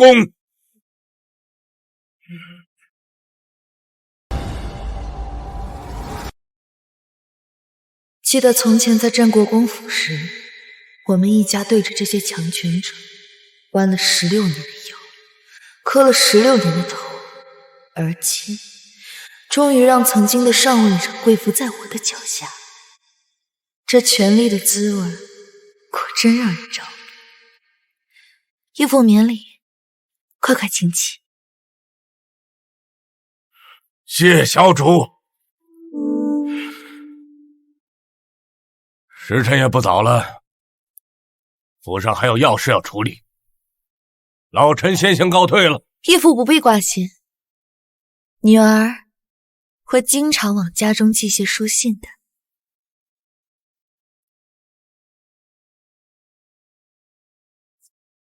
好。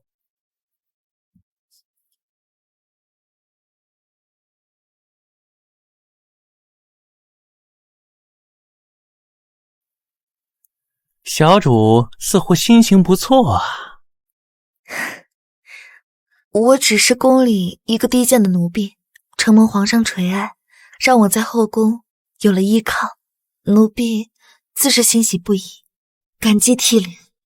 小主是有福之人，皇上自然多眷顾几分，只是有一点要记住，今后小主便是宫中的娘娘，万不能对任何人再自称奴了。我明白的，公公，您怎会出现在此？皇上命奴才为小主安排入宫的事宜，奴才想着跟小主商议。住哪里都好，清静就行。如今是珍妃娘娘协理六宫，便随她安排下去。小主可还有其他要求？我在宫中与一宫女交好，想提携她到身边做掌事宫女，不知这样是否可行？奉天承运，皇帝诏曰：郑国公府义女南婉，温婉贤淑，才德兼备，特赐封号景贵人，赐居瑶华宫，赏银500两，头断白玉，珠宝首饰20件。为命运的蛊惑，斩断了因果。缘分这一世真曾爱过恨过，终不蹉跎，谁不最能掌握过去的轮廓？钦此。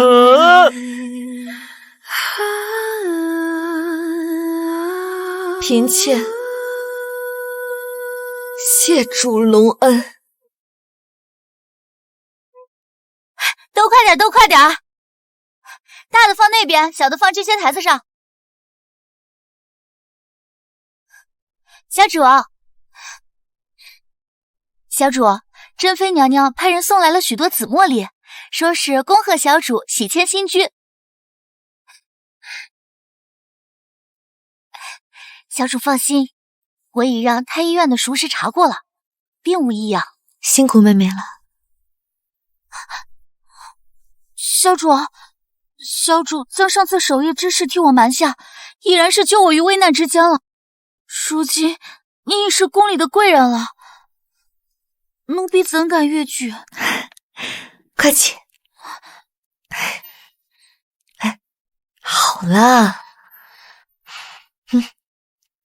彩洁，你我之间无需为这宫中可笑的阶品所拘，同是底层挣扎过的人，理应抱团取暖才对。若是妹妹不嫌弃，便将我当做能说提起话的姐姐就好。小主，妹妹怎么这副表情？可是不愿意？没有，不怕姐姐笑话。从小到大，除了许平安，唯有姐姐待我最好了。许平安，许平安，莫不是妹妹刚才提到的太医院的相识？姐姐怎么知道的？不光知道，还撞见过你给人家缝衣服呢。样貌嘛，倒是仪表堂堂，与妹妹很是般配。许平安与我是同乡，入宫后相互扶持，已经有4、5年了。姐姐放心，他绝对是可以信得过的人。我相信你的眼光，只是这后宫之中，人心似海，深浅难测。就算你我独善其身，却也难保有心之人在暗中设防。接下来我要走的这段路不算太平，妹妹可还愿意与我同行？这些年我在宫中一直谨小慎微，图的无非就是一个安稳苟活。可这宫中哪里有真正的安稳可言？若不是姐姐，我早已是深宫中的无名之师了。既然横竖都不太平，那倒不如勇敢一些。今后无论是明枪还是暗箭，我都会冲出去，替姐姐你挡在前面。好，结好你我姐妹同心，定要在这宫中走出属于我们自己的康庄大道。好了，快去梳洗一下，咱们该去皇后宫里请安了。好，是。臣妾给皇后娘娘请安，娘娘万福金安。都起来吧，赐座。谢皇后娘娘。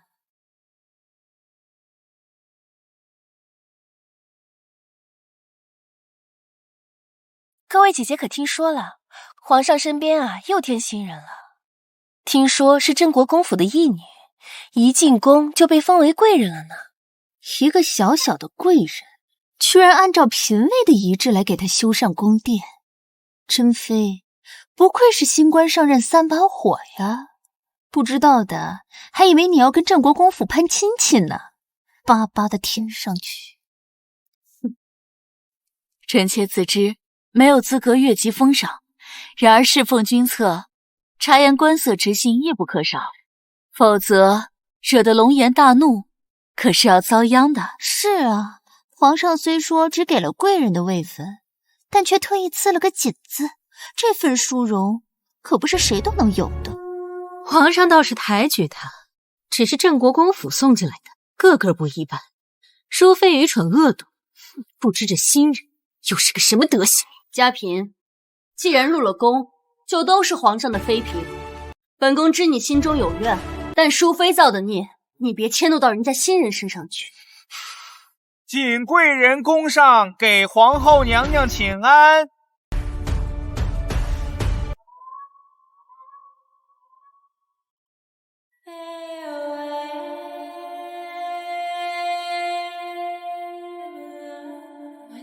景贵人见过皇后娘娘。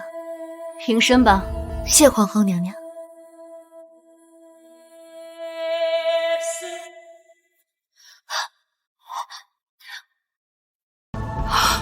是你，本宫记得你，你是淑妃跟前那个贱婢。是你，本宫记得你，你是淑妃跟前那个贱婢。没想到主子一死，你反倒成了贵人了。姐姐记性真好，没想到那日在御花园时便记下了妹妹。不知姐姐种的长春花，如今颜色更艳些了呢。你，这宫女显然是皇上用来敲打镇国公府的一枚棋子，即便飞上枝头，也是变不成凤凰的。嘉嫔这个蠢货，竟然连这样简单的道理也看不出来。姐姐们怎么都不言语了？这样一个卑贱出身的婢子，也不知是如何勾搭上了皇上。难不成咱们还真要与她姐妹相称了不成？嘉嫔，你失态了。都说英雄不问出处，无论景贵人之前是何身份，现如今和我们成了姐妹，也是不争的事实。嘉嫔妹妹与淑妃有旧怨，可到底人死债消，又何必迁怒到景贵人身上呢？咱们做嫔妃的，应当有容人之量才是。皇后娘娘，嫔妾自失子后，身子本就倦怠，也不想多嘴挑事，惹得众人讨嫌，就先退下了。哼，景贵人落座吧。是。这是本宫方才让上食局做的羊乳糕，你拿过去给景贵人尝尝。是。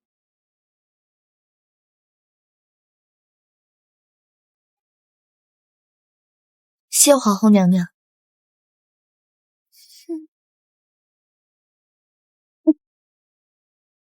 少主，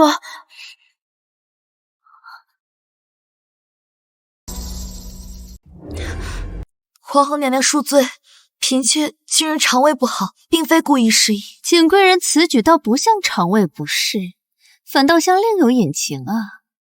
珍妃，本宫记得你有孕初期也是这副做作派头吧？瞧你说的，怎么今日满口针锋相对？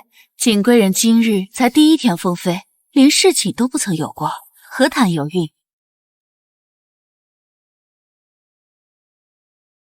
顺妃娘娘不必挂牵，嫔妾无事。皇后娘娘，依我看，还是请太医来看看吧，免得传出去说镇国公府送来个身染恶疾的义女，岂不是贻笑大方？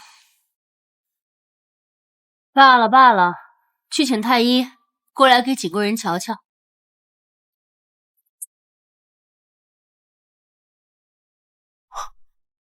小主脉象一切正常，微臣恭贺小主大喜。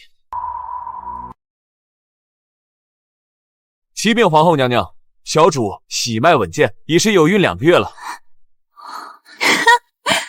哎呦，要不怎么说镇国公府人才济济呢？先是有亲女儿拉在了龙床上，现在又来了个义女，带球入宫，诓骗皇嗣，当真是让咱们应接不暇开了眼呢。如今证据确凿，你这贱婢还不快快招来？奸夫是谁？景贵人，你作何解释？皇后娘娘，嫔妾不能说。居然还是个情深的贱胚子，事到如今还想保全奸夫。皇后娘娘，她腹中的孽种无论如何也是留不得了，不如快些叫人滑了胎，将她打入死牢里。换婢留珠，还愣着干什么？将这个贱人给我摁住，将她肚子里的孽种给我踹出来。是，不可以，不可以，不要把我再这么对我，你们不能动我的孩子。要怪就怪你腹中的是个贱种。小主，皇上驾到！皇上驾到！臣妾给皇上请安。你们翘首以盼的奸夫，这不就来了吗？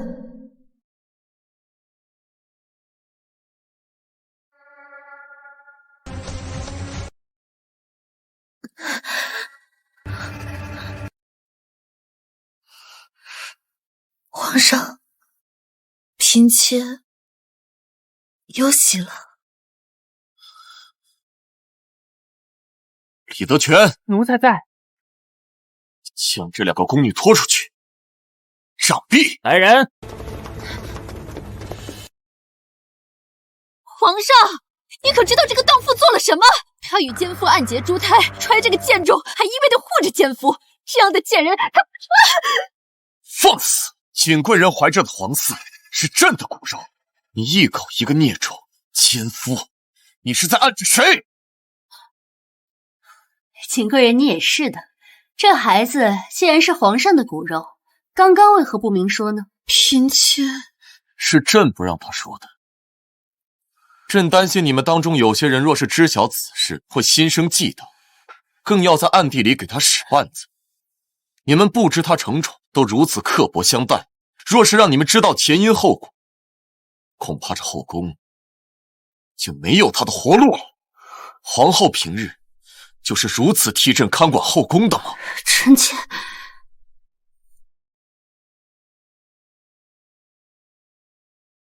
如何？身体可还利索？方才是谁对你动的手？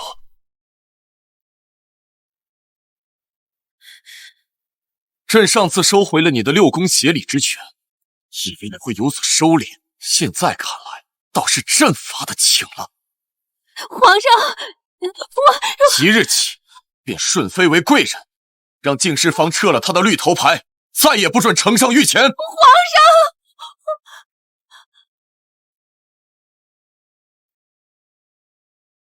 哼，贱人！我要杀了你！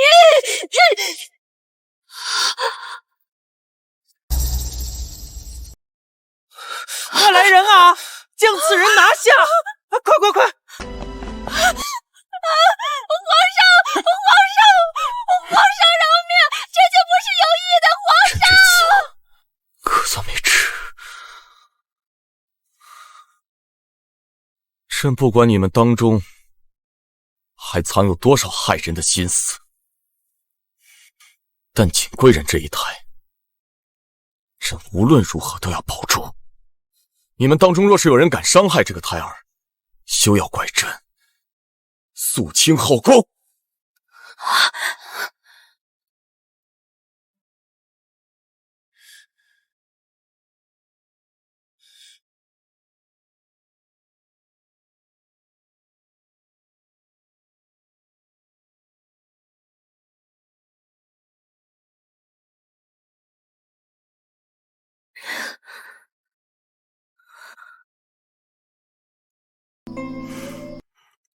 醒了。太医院开的安胎药还真是养生啊，不知不觉就睡过去了。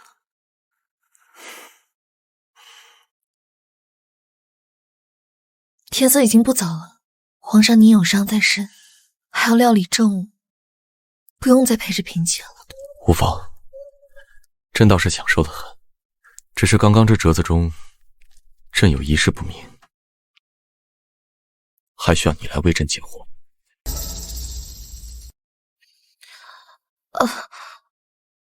嫔妾不敢妄议朝政。虽是朝政，但朕尤生心结，你只需分忧，不算妄议。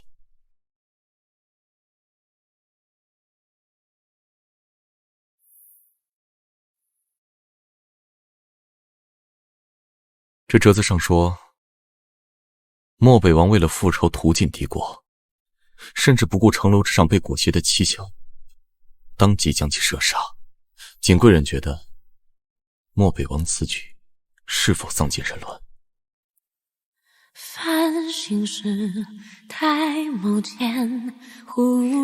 仇怨既植于心，其漫生的枝叶必定吞噬人伦，日复一日此消彼长，才有了处决之际的决绝。漠北王射杀妻小，若为家恨国仇，嫔妾认为并没有错。可淬毒的刀，最先腐蚀的是执刀人的手心。漠北王虽大仇得报，但左右已无亲人在侧，又何况一语凄凉的？朕觉得，其实放下仇恨，去乐享天伦，未必过这条。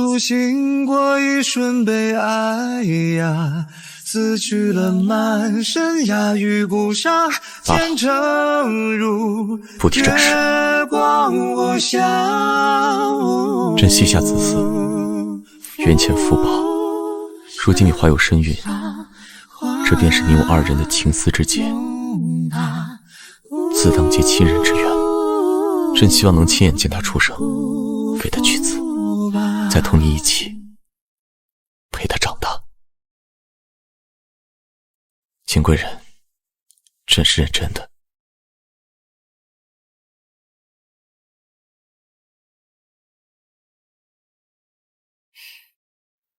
品酒泪是烟火是温罗难的线，离别时一擦肩，相思无人奉献。小主又在给小皇子做衣服了，这都2个时辰了，快洗洗眼吧。哎，小主，先搁这儿吧，我累了，想睡一会儿。啊，小主，你这是……我这就去请太医。你莫惊动旁人。只请你熟识的许太医来。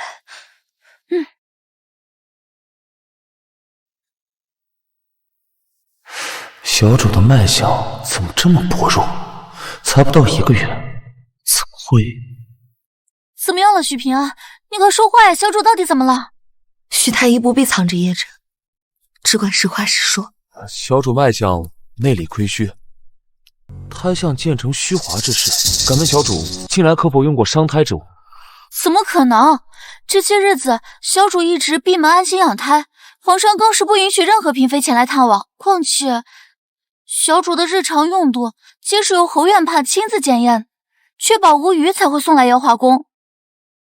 如此这般小心，怎么会有伤胎之物呢？还请小主快些将此事通报给太医院和皇上，或许还有转机。前些日子，皇上公然警告过诸位嫔妃，按理说应该不会有人在这时敢出这种雷头。可我的孩子，许太医，你跟我说句实话，我腹中的孩子究竟能不能保住？小主有孕不过3个月，以此脉象来看，若举太医院清院之力，全力保胎，或许能保至6个月。6个月？你的意思是，这个孩子与我注定无缘了，是吗？小主，眼下还是先抱上去。太医院有那么多妇科千金圣手，由他们一同商量着，或许还有转圜的余地呢。不必了，当我下定决心为护住胎儿处处小心，闭门不出，甚至打算暂缓复仇的意愿，没想到现实却给我沉重一击，纵然我这般冷血之人，心也会如生剜般痛苦。小主，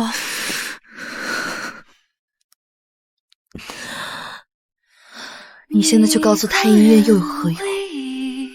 即便保得住这孩子6个月，也是活不下来。只是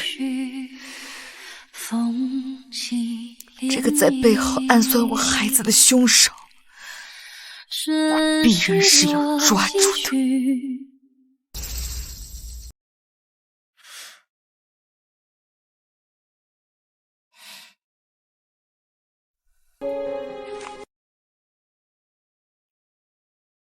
回小主，这些安胎药并无任何问题，皆是用了上好的药材，能助胎相稳固。若是排除遭了他人暗算，那便只有一种可能：小主先天体弱，不易有孕。瞎说什么呢？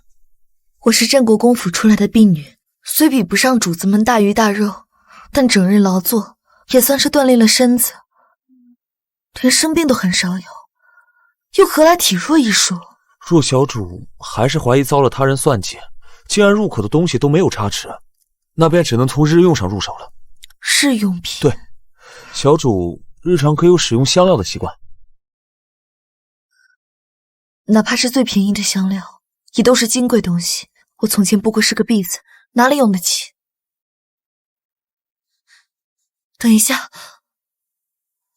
这段时间你我吃住都在一起，你可有觉得自己身子有什么不妥的地方？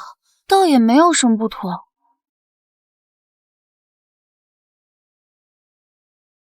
只是癸水来时稍显汹涌，有时零零洒洒半月不散，旁的便再无其他事了。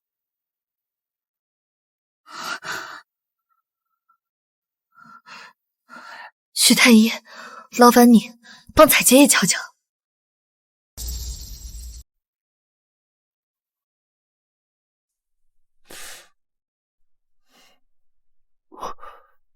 小主，彩姐的脉象与您的脉象相似，跳动缓慢无力，偶有稍些停顿，似乎也是受累的缘故。怎么可能？我来小主这儿之后轻松得很，怎么会累着？你方才说你月事凶，淋漓难散，这症状大约有多久了？奴婢癸水是在月初，从前一向依着日子，只有在实在劳累不得休息时，才偶有不稳。此次癸水异常，约莫是在搬来小主这儿之后。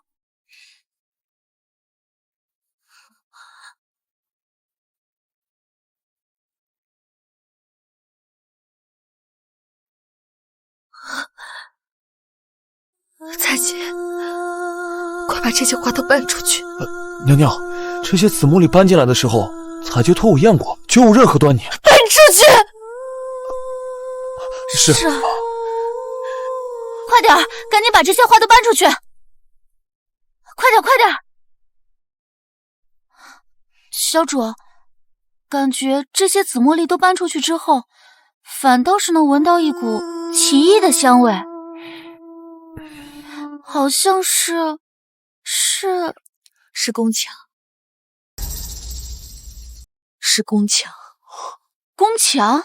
当日小主封赏，奴婢还讶异，珍妃娘娘怎么会那么好心，送来那么多鲜花？难道就是为了掩盖气息？紫茉莉可以吸附香料的气息，这一点是臣疏忽了。只想到可能在奇花上做章法，却未曾想到有心之人已将暗害之意藏于别处。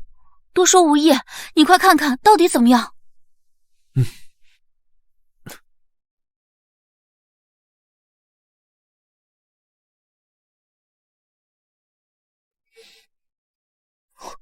小主，这宫墙的涂料除了焦香外，还被人混入了大量的当门子、香棋子以及大量的麝香。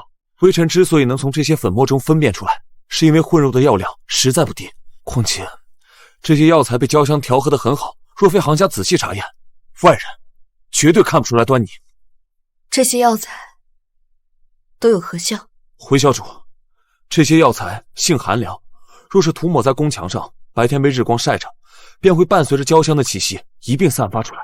若是女子长期处于这种气味当中，便会难以成孕，即便有孕，9成也保不住胎。这么歹毒的法子，他就不怕被人发现吗？药材被人打成了粉末，又被日光晒着，经过风吹雨淋，过不了1年半载，就会彻底风化，无迹可寻。现在看来，这些细巧的算计，从一开始就埋伏好。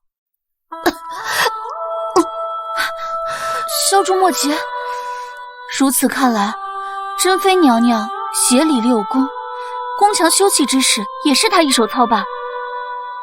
她怕小主发现端倪，于是便送花来掩饰。奴婢这就去告诉皇上。所以呢？你觉得皇上会为我们做主吗？修葺宫殿是以珍妃之名层层落实，内务府、少府监，甚至连太医院都多有插手。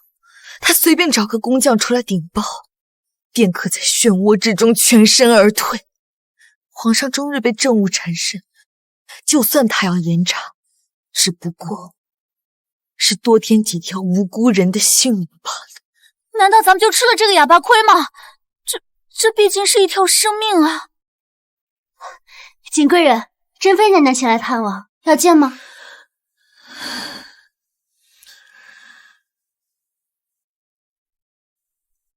当然要见。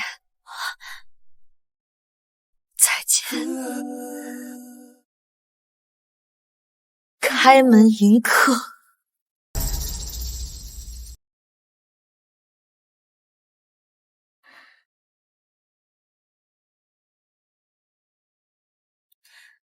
姐姐来了，许久未见景妹妹，真是越发珠圆玉润了。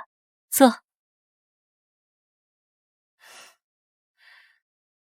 皇上关怀备至，不要频送，致使嫔妾日渐风雨，让姐姐笑话了。胖些好，不至于生产的时候没有力气。对了，刚才见到工人把殿内的紫茉莉花放到殿外晒太阳去了，此花娇贵，不喜阳光，还不赶紧搬进来？是。还是姐姐思虑周到啊。妹妹初次有喜，姐姐还没来得及贺喜呢，就让人打了一尊白玉锦鲤送来，愿妹妹能够母凭子贵，就像这锦鲤一般，跃上云霄，扶摇直上。多谢姐姐美意。快点，把这些花全都给小主放回去，可别晒蔫了。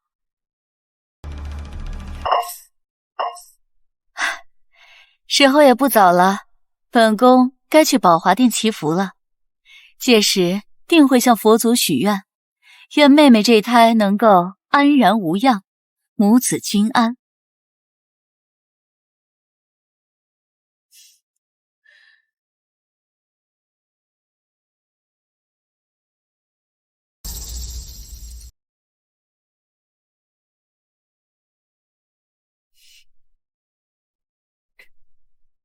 送礼最忌送单，还送个鱼身带血的，那个贱人到底什么意思啊？双礼本就是成对，只可惜那尾母鱼被渔人杀父取卵，才得以让这条锦鲤目空一切，永跃龙门。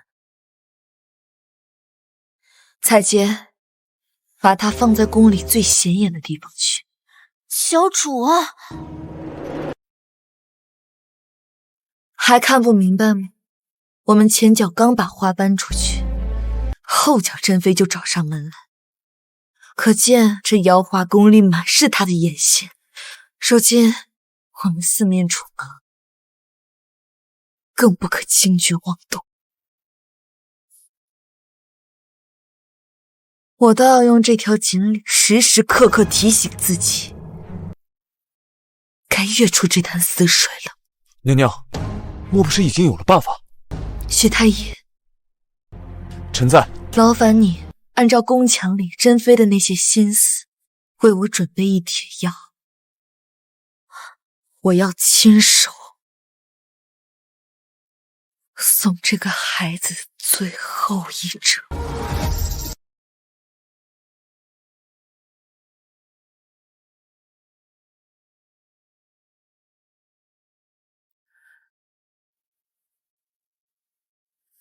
哀家原说不必你们费神来请安，却还是闹了这么大的阵仗。母后小住五台山半年，臣妾们都想您啊，一听说您要回来呀，就都赶着过来了。孝顺是好，可哀家走了没多久，就听闻后宫出现了诸多的事端，先是家嫔没了孩子，又是淑妃畏罪自戕。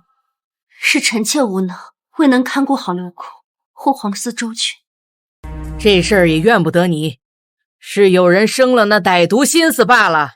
佛不渡恶者，他这般自戕去了，也是不得度了。原也是有好消息的，只是事发突然，太后还不知道罢了。嘉嫔虽然没了孩子，但后宫的景贵人可是添了又一件好事。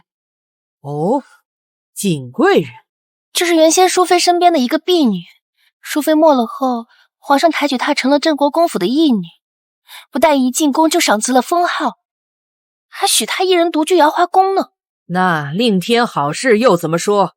她呀，早在当宫女时就背着淑妃勾搭皇上与她欢好，刚当上贵人没多久，竟已有了2个月的身孕，皇上还为她下了口谕，说要肃清后宫呢。放肆！哪儿来的狐媚女，竟敢祸乱后宫？她现在在哪儿？启禀太后，瑶华宫的景贵人正在外面候着，等着给您请安。去叫进来。是。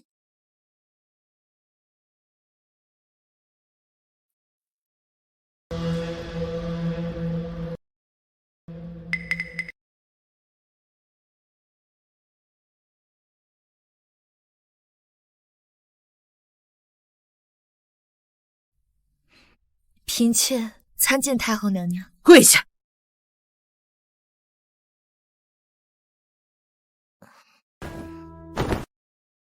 嫔妾不知何事惹怒了太后，恳请太后宽恕。你就是景贵人，抬起头来，让哀家瞧瞧。模样倒是不错，也难怪皇帝会一时兴起。只是这恩宠来的太过容易，且手段也有不当之处。哀家念你是初犯，特罚你在佛前静思己过，你可心服？嫔妾心悦诚服，甘愿领罚。妹妹今日戴的这副珍珠耳环，倒是别具一格，莫不是为了拜见太后特意挑选的？嫔妾放肆！这么大的珍珠，唯有南海的千年砗磲方能孕育。太后娘娘每日潜心礼佛，醉忌杀戮，你怎敢带她来请安？难道是故意要在佛前冒犯太后娘娘的慈悲心肠吗？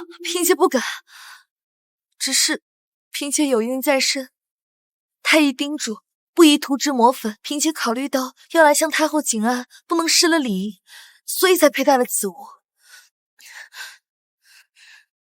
嫔妾绝无冒犯太后之意，恳请太后宽恕。朱熹，你替哀家盯着，必须跪满1个时辰方可起身。是。太后，景贵人还怀着龙嗣。你与哀家都经历过孕期，若他所言属实，已有2月，那胎相早已稳固。跪一跪，倒能让心里更清静些。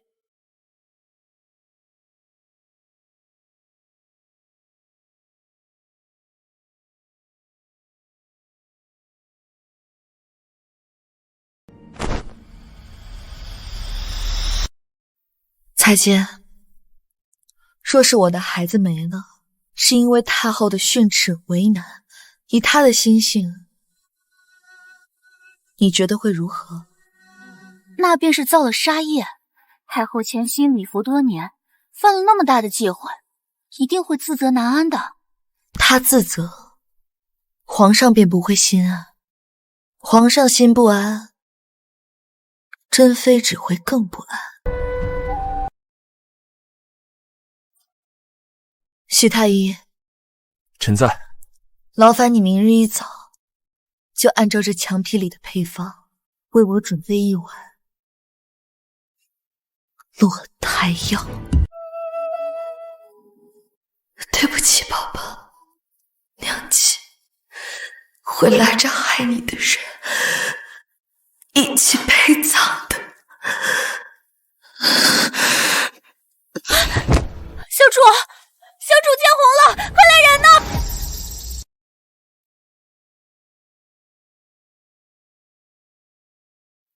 小主，小主，你终于醒了。皇上，醒过来了就好，醒过来了就好。那孩子醒了是不是？参见太后。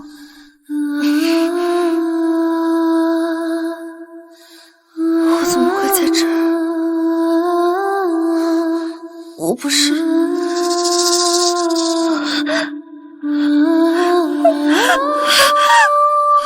静儿，我们还会有孩子的。你这话是什么意思？都怪哀家，都怪哀家！哀家信了半辈子的佛，从不杀生，没想到第一次破戒，竟然是对着自己的亲皇孙下了手。我们的孩子，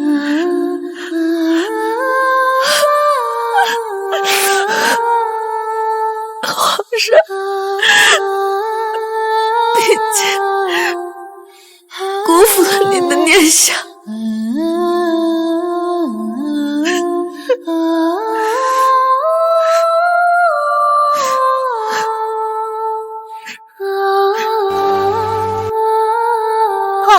快将这个也拿走，小主现在没心情看见这些。小主，彩笺，我在太后宫中晕过去的这段时间，都发生了什么？小主见红后先寿宫乱作了一团，太后也是慌了，最后还是珍妃娘娘主持了大局。她先是命人将您挪回了瑶华宫，后又是去御前请来了皇上。我故意给他找了太后当替罪羊，他当然乐于撇清自己。是啊，方才还在小主面前哭得那样伤心，谁知道他心里怎样想的呢？小主，我们下一步该怎么办？且先在床上静养着，明日我们去给太后请安。明日便要去吗？奴婢听说太后正因皇嗣夭折之事伤心不已，若此时前去，太后娘娘岂不是更加伤心了？你真以为太后像表面那般宁慈心软吗？奴婢眼拙，只觉得她是一个潜心礼佛的老人家。你大抵是忘了，太后作为上一届宫斗的胜利者，扶持自己与先皇唯一的子嗣登基，踩着前朝后宫的一节节尸骨，走到了至尊之位，又如何能做到手不染血？他现在日日礼佛，不过是为了洗清杀业罢了。所以，我们就是要在他最痛心的时候去，这样方能拉他一同下水。太后，你已经替景贵人腹中的孩子求了半晌了，这样下去，您的身体怎能受得了啊？太后娘娘，瑶华宫的景贵人在殿外候着，娘娘可要见？快宣他入宫。是。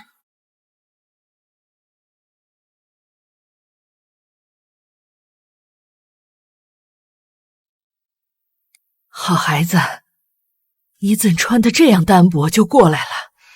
你身子可好利索了？嫔妾听闻，太后为嫔妾腹中胎儿之事日夜煎熬，嫔妾实在着急，便迫不及待赶来了。这孩子明明是哀家对不住你，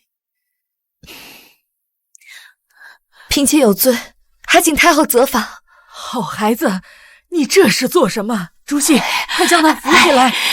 嫔妾不敢起身，嫔妾冲撞太后在先，自己不中用，保不住皇嗣，连累太后自责在后。嫔妾一错再错，已是失了为人妇的本分，实在无颜面对太后。你这孩子，有什么话起来说。你刚小产，身子还没养好，这地上寒凉，再跪坏了根本，这岂不是让哀家心里更愧疚吗？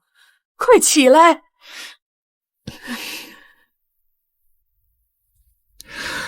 承蒙太后关心，嫔妾朱熹，你快看他的脸！我的脸怎么了？快去太医院，叫人过来看看。是。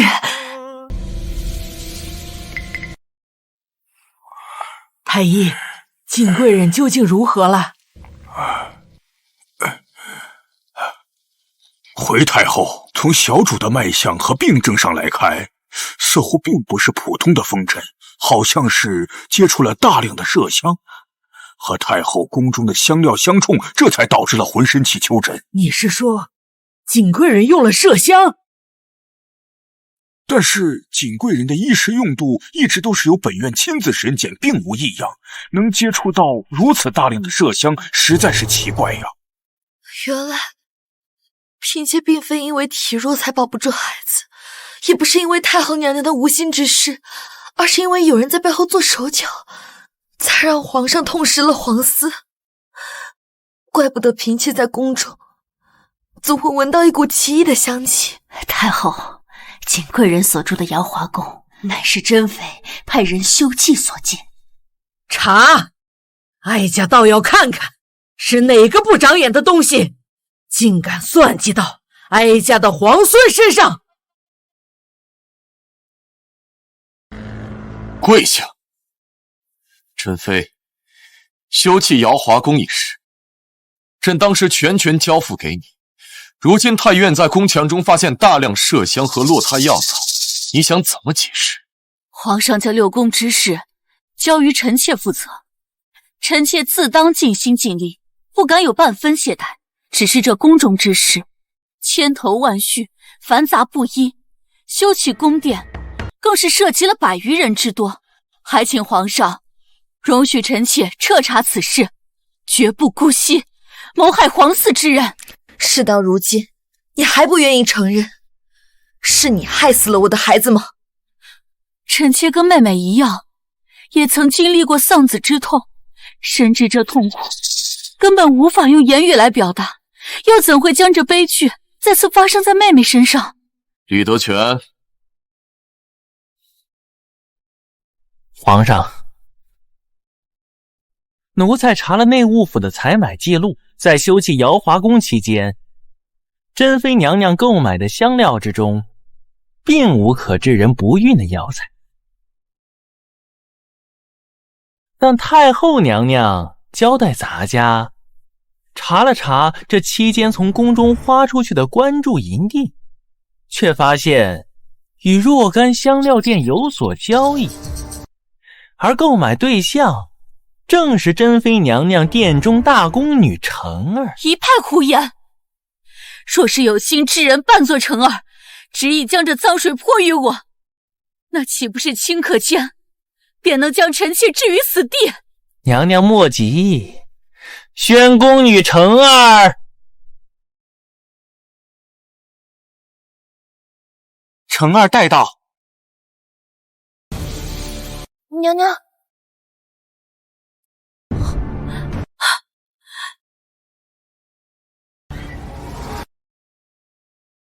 珍妃娘娘，您在研制落胎药当涂料时，因香气扑鼻，馥郁醉人，所以您的宫女成儿留下一些香粉来涂抹，如今成了指认您的罪证。珍妃，证据确凿，你还有何话说？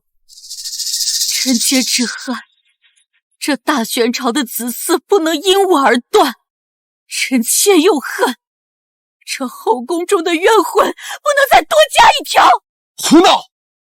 你本就是罪臣之女，朕非但不计前嫌没把你打入冷宫，还给你协理六宫之权，你到底为什么这么做？因为臣妾也曾被皇上抱着说别难过，孩子还会孕，可是从那日之后，臣妾却再未见过皇上踏入宫中。臣妾每日吃斋礼佛，却听着窗外一个又一个风飞的圣旨，直到有一天，臣妾不小心打碎了皇上送的宋词观音，臣妾才恍然大悟，原来这满月的石榴花结的哪是烛光，分明就是藏在宋词观音中的麝香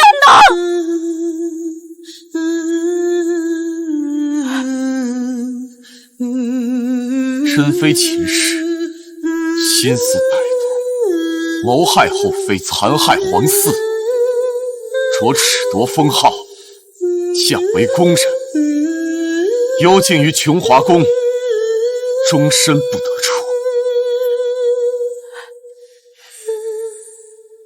不必了，既无君臣分，何来夫妻缘？民女这就下去见爹娘了。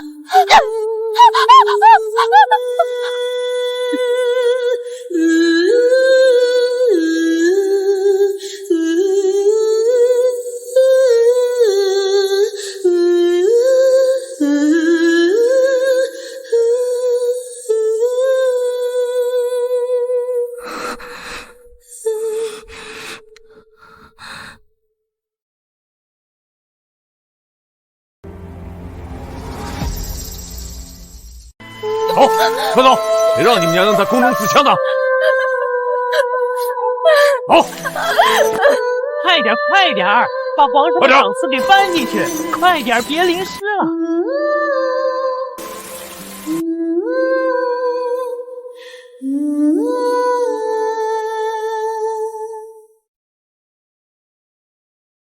奉天承运，皇帝诏曰：镇国公一女男士，贤良淑德，册封为妃，掌六宫之事，钦此。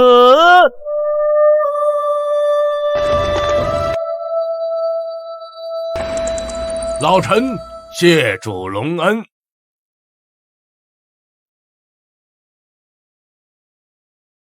皇上请。啊，好久。柳公这趟西征辛苦了。朕听说那漠北王的首级，正是令郎亲手斩下的。能为皇上分忧，那是老臣的职责所在。只是这个犬子呢，资历尚浅，还希望皇上呀，您能够提携提携呀。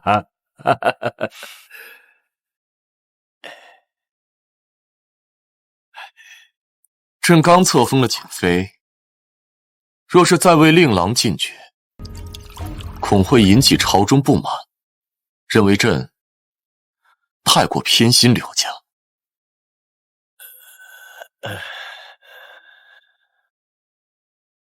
皇上，老臣觉得如今北疆已收，正是用人之际。倘若只考虑前朝的面子而寒了后方的心，皇上就不怕将士们心生怨怼吗？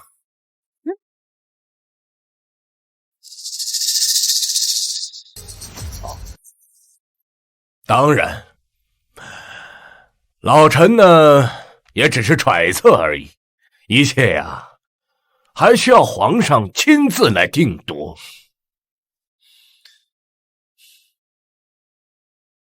柳公的话，朕记在心。你们父女二人难得团聚，朕还有公务要忙，就不打扰你们天伦之乐了。老臣恭送皇上。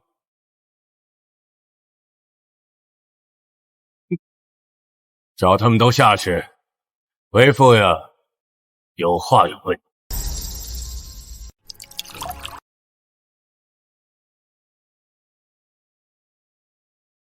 方才你为何不替老夫说话？女儿只是觉得有些话不如枕边说来得更巧一些。你寄来的书信，老夫已经看过了。好在有你，这吾儿呢才能提前知晓圣意而大杀四方。可这如今北疆已收，这皇上连个封赏都不给。哼，实在是有点卸磨杀驴的意思。不止，女儿在皇上身边试墨时，曾亲耳听他说，若义兄此行出征不利，吃了败仗，便是将柳家上下72口流放边疆的机会，借此以正朝纲。混账！整个半壁江山都是我们柳家用血铸成的。这个皇帝小儿，他想过河拆桥，他难道就不怕老夫让那10万铁骑调转马头，踏进这朝堂不成？义父息怒，想当年太祖皇帝黄袍加身，不也是顺势而为？若皇上真要对郑国公府动手，女儿这条命也只会倒在义父身前，抵那万箭穿心。好啊，你既然有如此胆量，那老夫便交给你一件事来做。女儿愚钝，你去把皇上的虎符偷出来给老夫，偷出来给老夫。你只需嗜血后将此迷药骗皇帝喝下，将他腰间的虎符取给老夫，那宫内禁军便任由柳家调动，届时反了便可。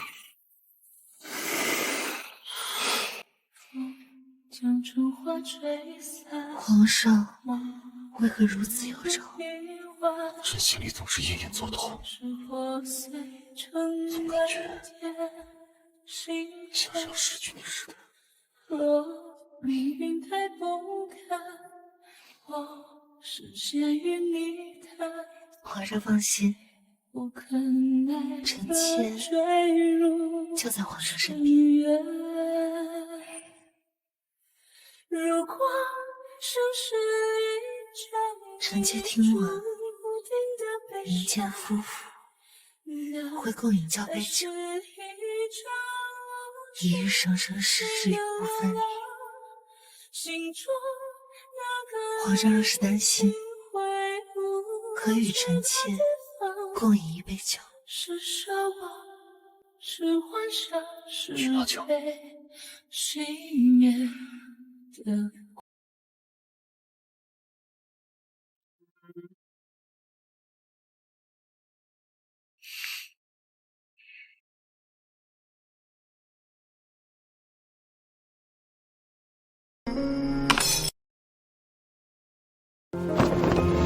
如果生是一场已注定的悲伤，那还是一场无止境的流浪。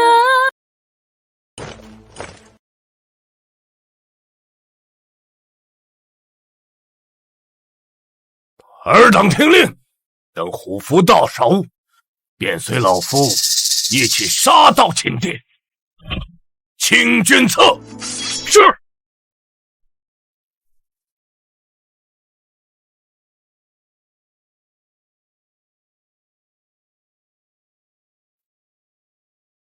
哎呀，好女儿啊！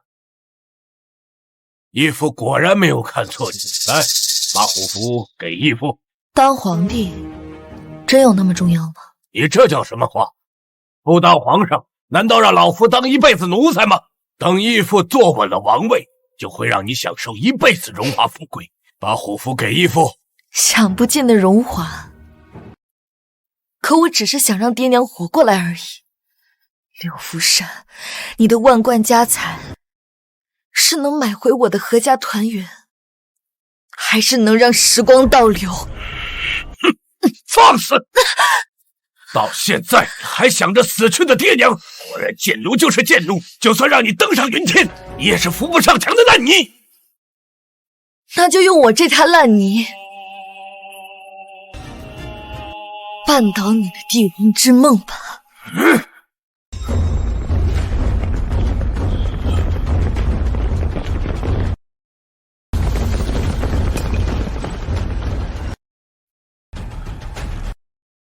柳福山，你半夜闯入朕的寝殿，有何居心？皇上呀，你来得正好，事到如今，你最好识相点，退位让贤，老夫也许能留你个全尸。御林军听令，镇国公意图弑君谋反，立刻给朕拿下！是。虎符在此，我看你们谁敢动！御林军听令，见虎符，具见天子。持虎符者，乃是当今圣上。你这是虎符，那我这是什么？这怎么回事？这怎么都这些东西？虎符的，老夫的虎符的啊，虎符的。哪有什么虎符？这里面装着的，不过是你我谋反的罪证罢了。好你个贱婢，你竟敢戏怒老夫！老夫今日杀了你！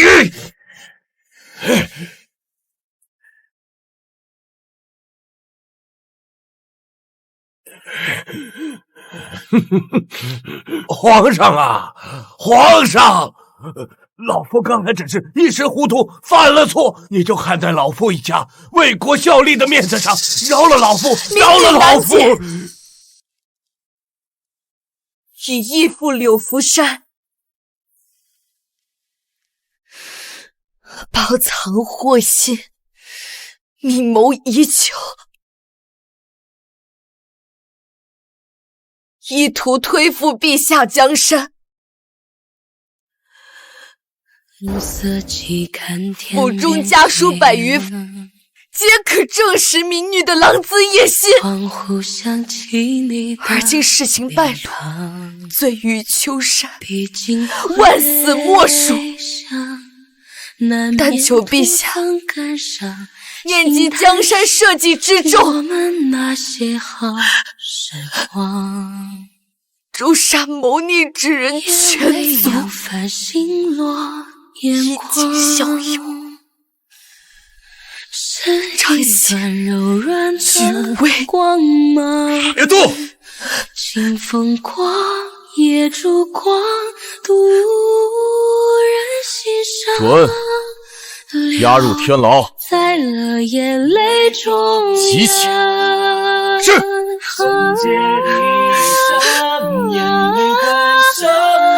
皇上，皇上，放过老奴！皇上，皇上，老奴为国效过力呀！皇上。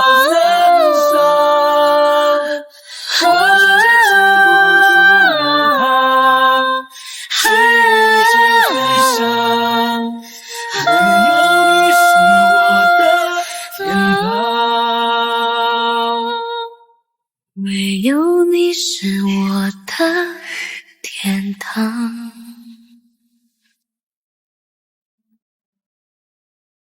娘娘，开开门，把门打开好不好？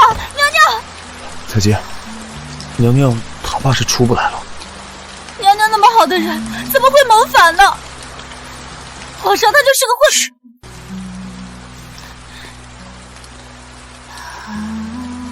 微臣叩见皇上。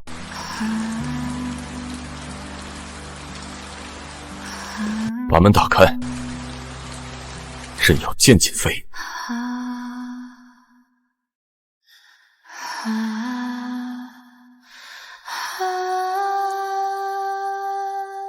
民女何德何能，还能让皇上来送最后一程？朕给你带了你最爱吃的。镇国公府72口人，已于今日午时斩于其室。如今你大仇得报，朕觉得你应该知道。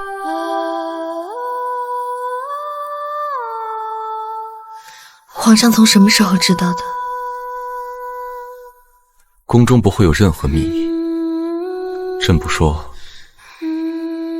只是想看你会走到哪一步而已。也是，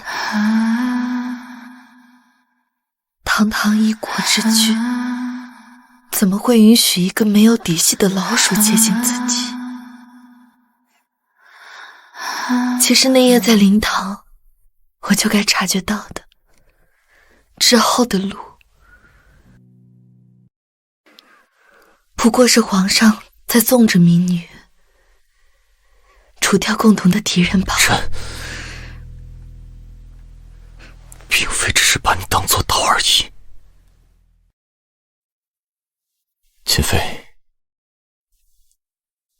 还在远镇，没喝下那杯酒是吗？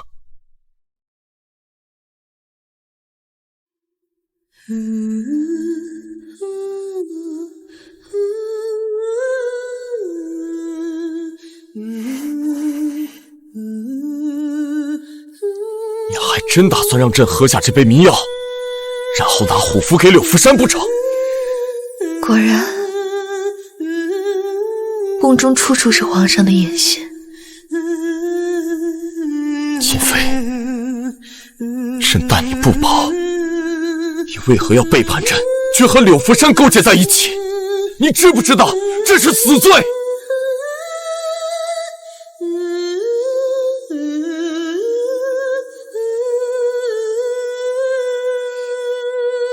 你没下药。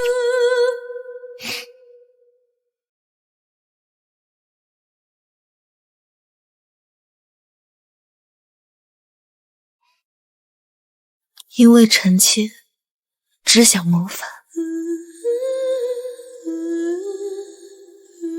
不愿欺君。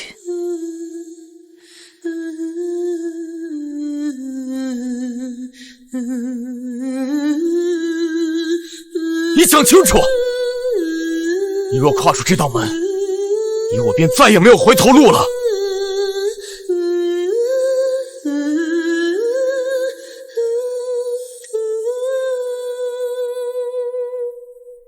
皇上不喝，无非是君王自保。民女不愿，却是觉得情缘已断。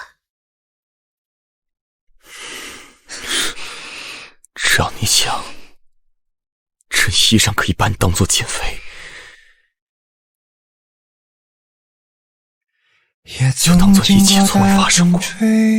吹啊吹，也曾见过纸鸢飞。民女无意苟活，只求这酒中掺的不再是安神散。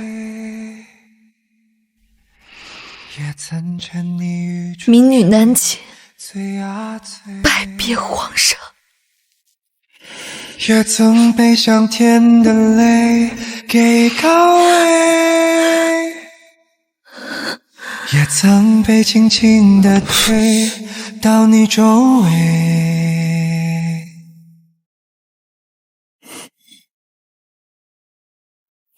追啊追啊追啊，无奈流多了期待。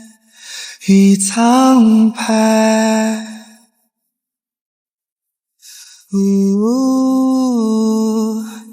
别让梦醒来，就停在虚空之外。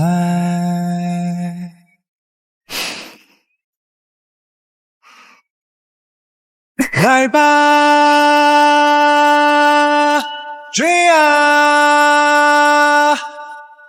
来吧。